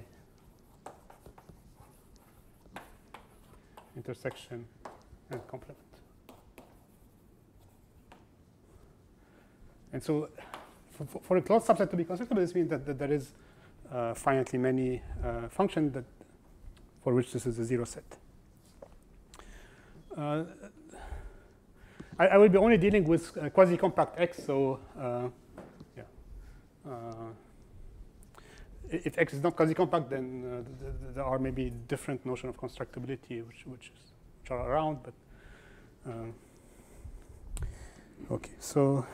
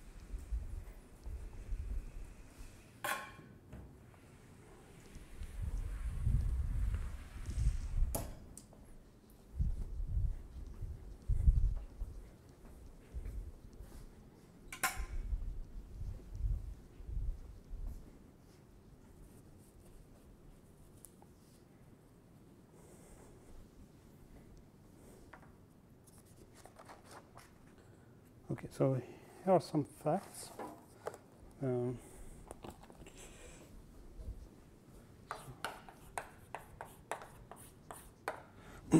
So foliated covers,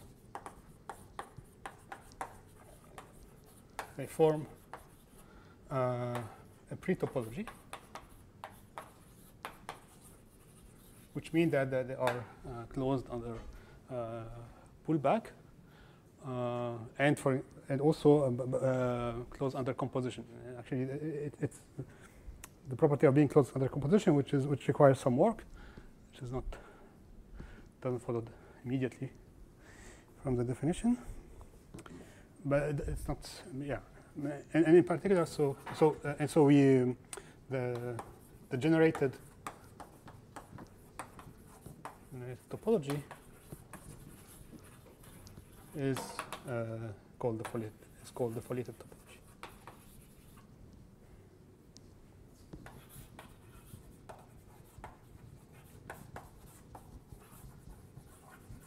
And it's denoted by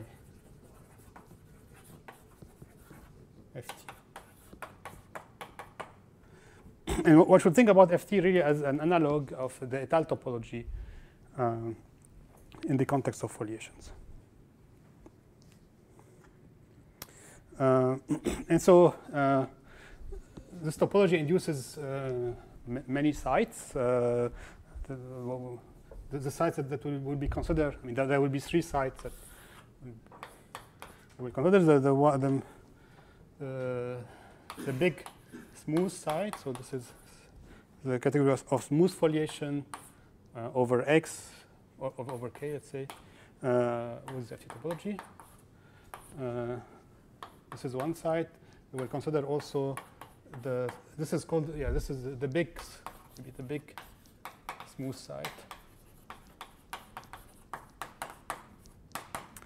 The analog of the small side is, so I denote it like this. So this is associated to a foliation X over F, and this is the category of XF foliation.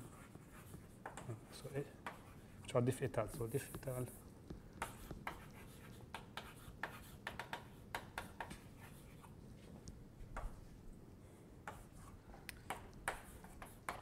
And also sometimes I consider the singular site. So here I take all singular foliation. Okay. So these are the 3 sites that we will consider.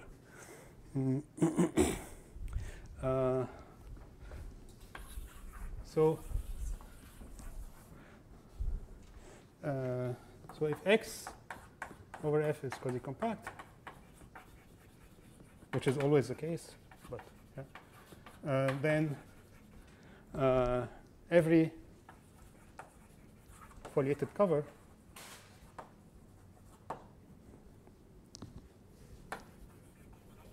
can be refined by a finite one.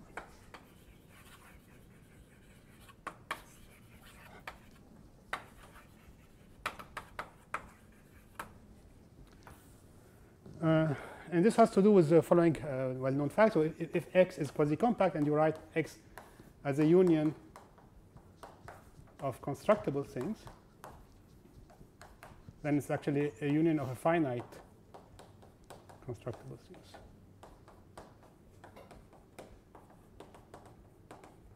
This quasi-compacity result which is used here.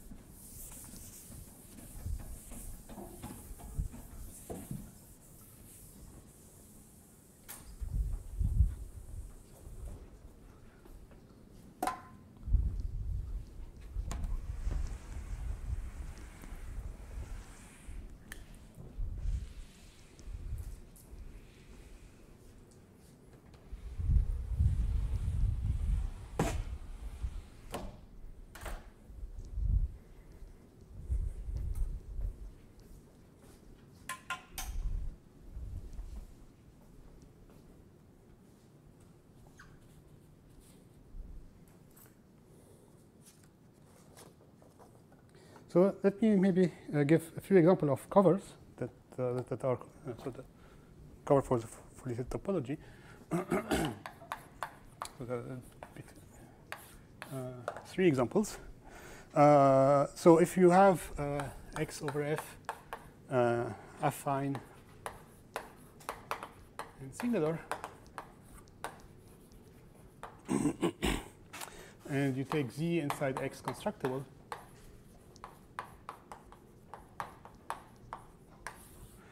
then you can take as cover of x, you have you can take the complement of z,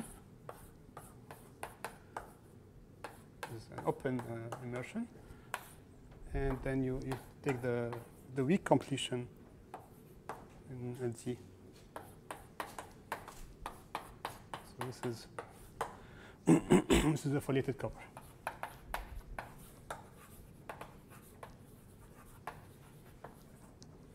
Okay, so why it's so? So because you have so of course both maps are diff étale, and the second condition is also satisfied because you can cover x by this open subset x minus z and z, and over these 2 constructible subset, locally closed constructible subset, the inverse image of the cover is surjective and obviously involution because it's actually identity map. Okay. So this is an example of a cover which will appear a lot of time.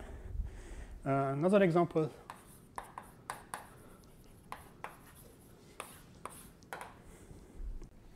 As follows. So here we have we take x k delta ski.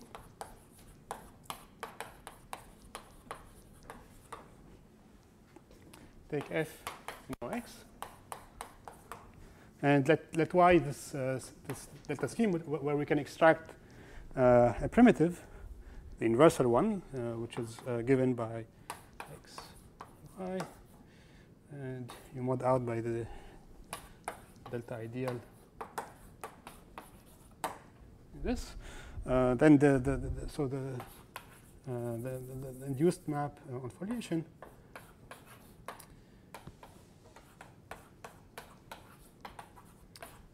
is also a foliated cover. And again, this is clear because the map is diff étal. It comes from a morphism of delta scheme. So maybe I should say here essential.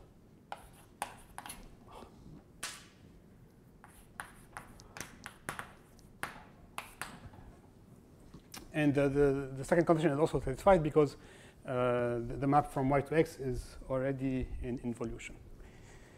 Okay. Let me put a third example here.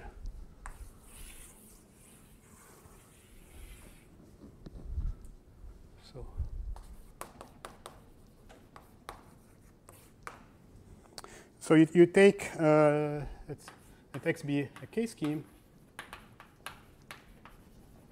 and you take a family of morphism of schemes. A family of finite presentation morphisms, which is surjective in the usual sense, and so it's set theoretically surjective. Then if you consider this as a morphism of foliation between associated discrete foliation, so the family yi delta going to x delta is a foliated cover.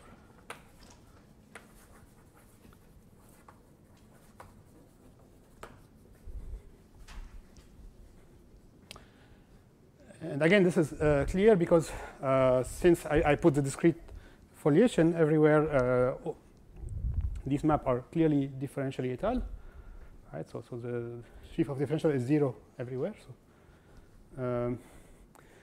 and the second condition is also clear because of finite presentation.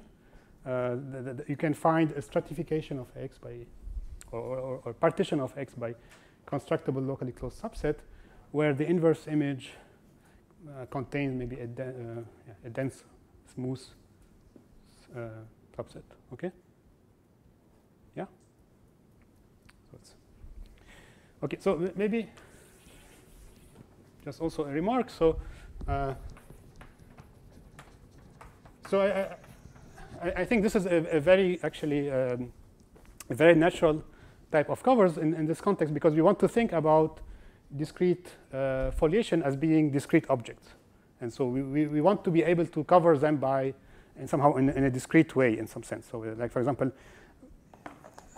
yeah, they should have no topology in some sense. So it's natural to say that, for example, a discrete foliation is covered by an open subset and its complement. So these are natural example of covers in some sense. But a remark is that, in fact, also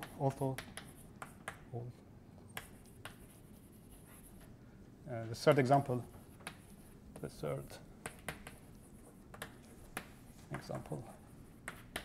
is natural. It causes some complication later. It causes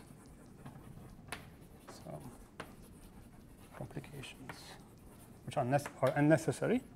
So in fact, this is why we will change the topology later.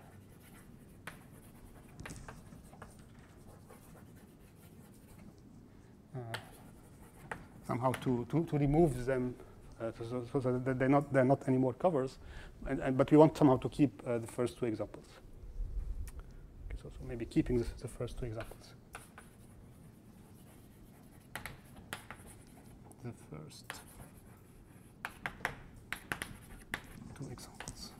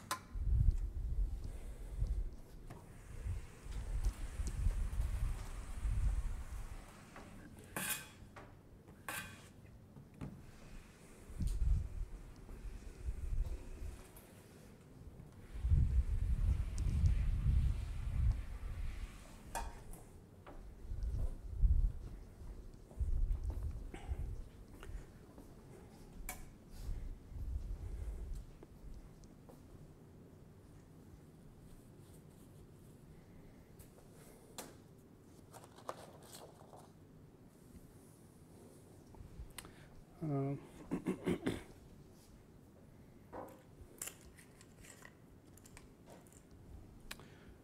so also maybe remark.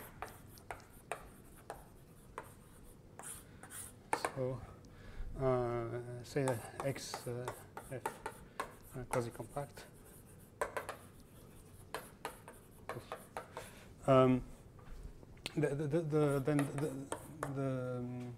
The site FTFX topology is coherent. So if you don't know what it means, it's not so important. Just mean that essentially the covers can be refined by finite covers. But this has a consequence, which is a theorem of the Lean. Say that this has enough point, this site. Enough points. Okay, so we can, in principle, use. I mean, if you want to check that something is an isomorphism, we can evaluate at points. Or, but unfortunately, however, unfortunately,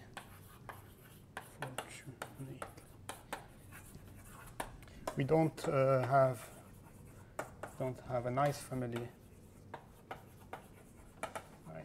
of points. Right. So, like for example, in the étale for the étale sites, we know that points correspond to strict tensorizations of our scheme at some geometric points. Yeah, we don't have something like this in this context. We only know that there are enough points. But nevertheless, but the good thing is that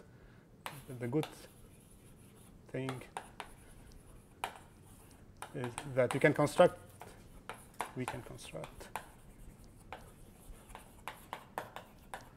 some points which will be enough for us in some sense, which will be enough for us.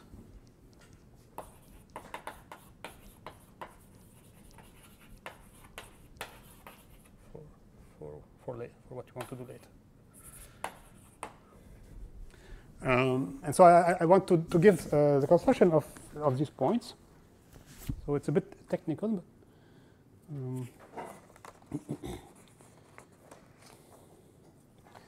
okay, so I can do a definition.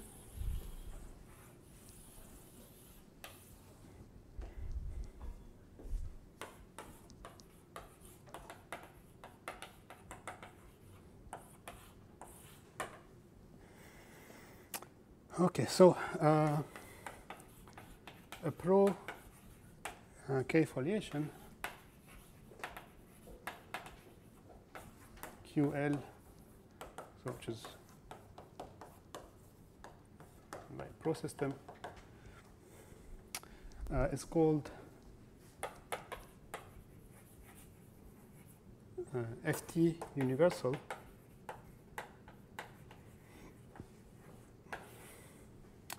if the following hold. So maybe before saying what are the conditions, I should maybe tell you how you should think about this. So this somehow will be the analog of an algebraically closed field in some sense. Okay.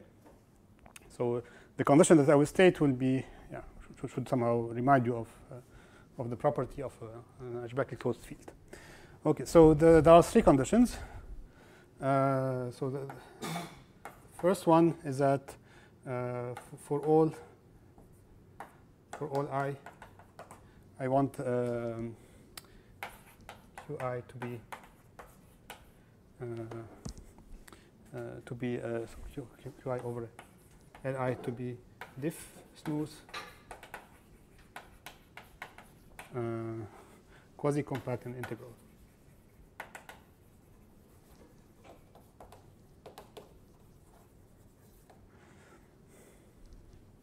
Then second is that we want the morphisms for j small than I, qg lg, qi li to be diff et al.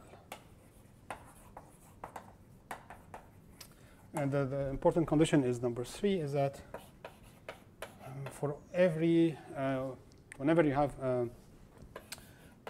morphism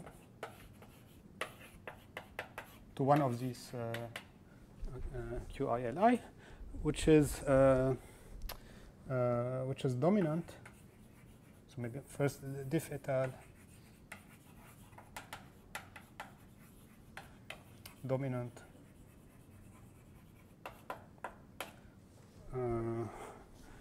and in involution. Oh, I should. Okay. Yeah. So here I forgot. So it's diff et al. And in involution.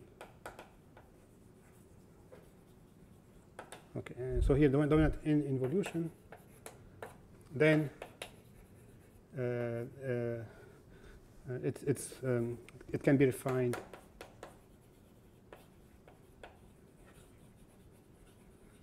by one of these maps.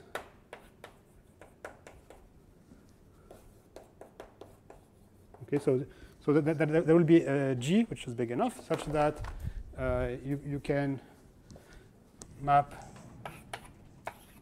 QG and G to it.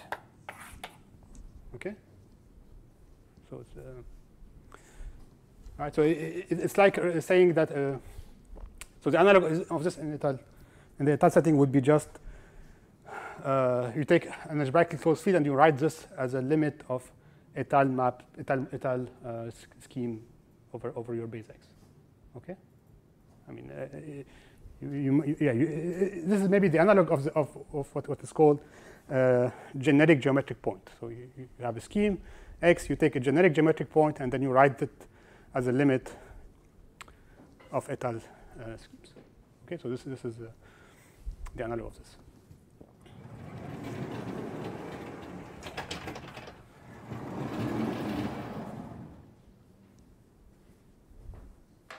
I mean, this arises in I mean, you can get things like that in a natural way. So if you start with a delta scheme, which is integral, then there is a notion of a differential closure of your fraction field. Okay, so this is your fraction field is a delta field, and there is, I mean, you can speak about differentially closed delta field, and you fix one of this, and then you write it as a limit of finite type delta schemes. This is somehow the idea behind this.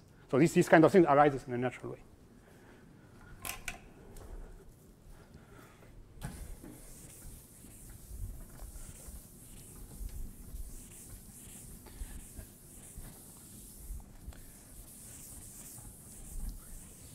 So I should also maybe say this now as a remark. So you will see later that I will be there will be many pro object when dealing with this kind of topologies, and whereas I mean in the usual et al. Topology you don't use much pro objects, and the reason is that so when you are dealing with say with finite type scheme, for example. So every I mean, for example, if you take an algebraic closure of your base field, this has a natural structure of a pro object. You just write it as I mean, you look at finite type subalgebras, for example, in K, and this gives you a natural structure of pro object, and so you don't need to fix the structure of pro object. It exists naturally. Whereas somehow in this situation, since there is no finiteness condition on the object I'm considering, and I'll say maybe later why one cannot impose any reasonable condition in this of this type. Somehow one has to remember the structure of a pro object on the things that you consider. So there will be a lot of pro objects, which is a bit annoying, but.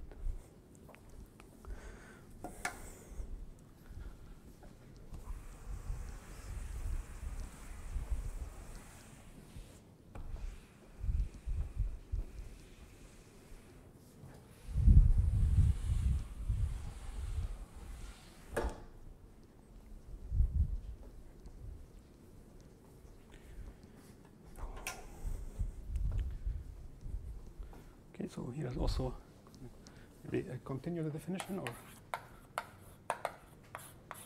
so if you have x, if a diff smooth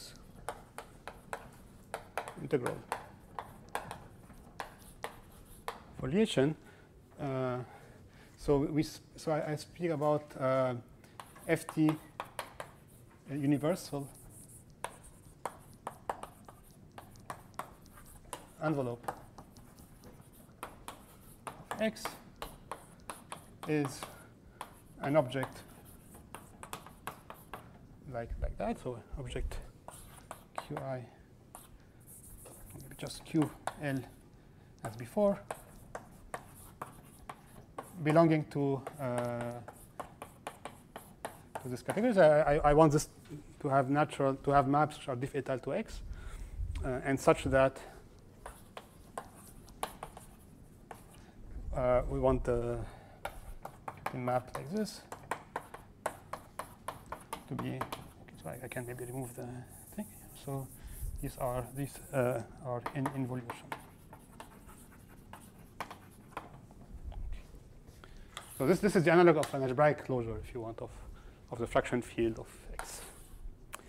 And why do we consider this? Because of the following obvious lemma. So QL as before gives a point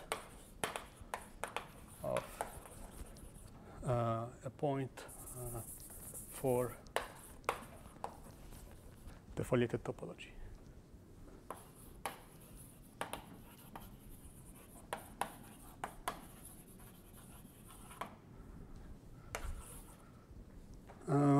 And this is really clear from the definition.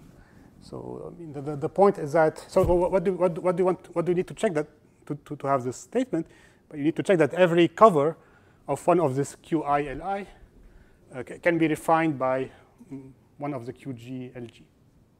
And this is essentially given by the definition. This is property 3. Once we remark that any foliated cover of QI Li will have one constituent which would be dominant and in involution. Okay, you apply so you have to go back to the definition of what is the foliated cover, and you see that in the second part of the definition there was a condition on every point of x. You take the generic point of QI, and then this gives you one of the constituent of the cover to have this property, to be dominant and in involution, and so you can factor your cover by one of this QG. So this is kind of clear.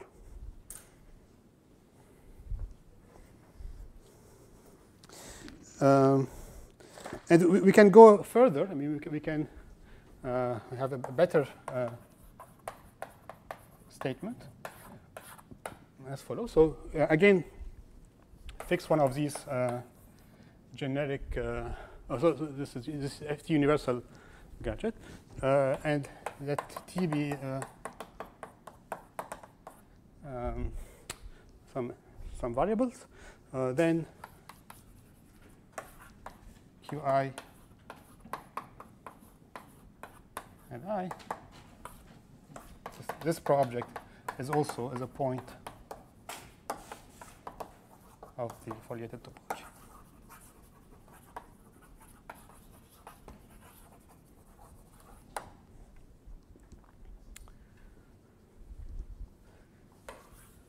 And so this is really, again, I mean, I will not do the proof. This is a consequence of this, maybe, of the definition. And this is the last proposition of the previous paragraph, which tells us that when you take the weak, so the idea is that you have, you take one of these, so you assume that you have a map like this. You can fiber product, you get maybe Z. And then, so there is this previous result which said that this map here extend like this with a G. And actually, the map going like this is actually induced from a map from Z to Qi. And we can factor the map from Z to Qi because of the definition by some other QG to. Okay, so we can find QG and G and put some variables. Back. Okay, yeah, it's not so important, but okay. So we have, and also I should say that these guys here, they are the analog of strictly Henselian rings in étale cohomology, in étale topology. So the difference here is that we don't know. I mean, it's not true that these kind of points they give you enough points, for example, for the smooth, for the big smooth side, for example. This is not true. And the other points that you need, I don't know how they look. I mean, I didn't try to figure out how they, but they're probably very ugly, and maybe not so useful. But these somehow are the natural points of the site.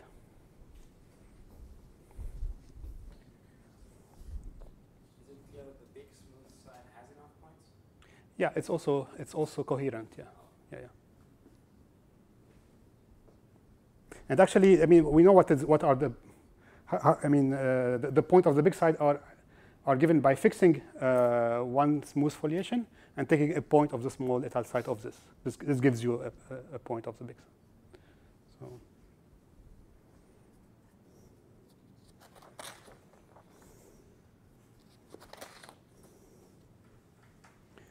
Okay, so.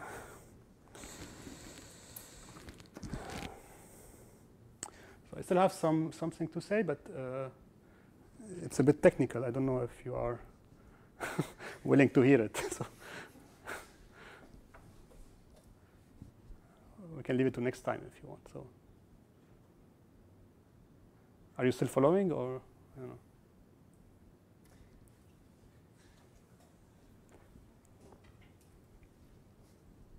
know? I'm tired, yeah, but I can still continue for half an hour if you want. So. Sorry? Is anybody coming for the seminar? Okay. So. He's not coming. I'm not coming. But is it here or is it here or somewhere? No, that's. So when do you need to leave from here? 20 minutes to 5. So like in 10 minutes. Sorry? 10 minutes. In 10 minutes? Oh, okay. Yeah, I think I need more than 10 minutes, but yeah.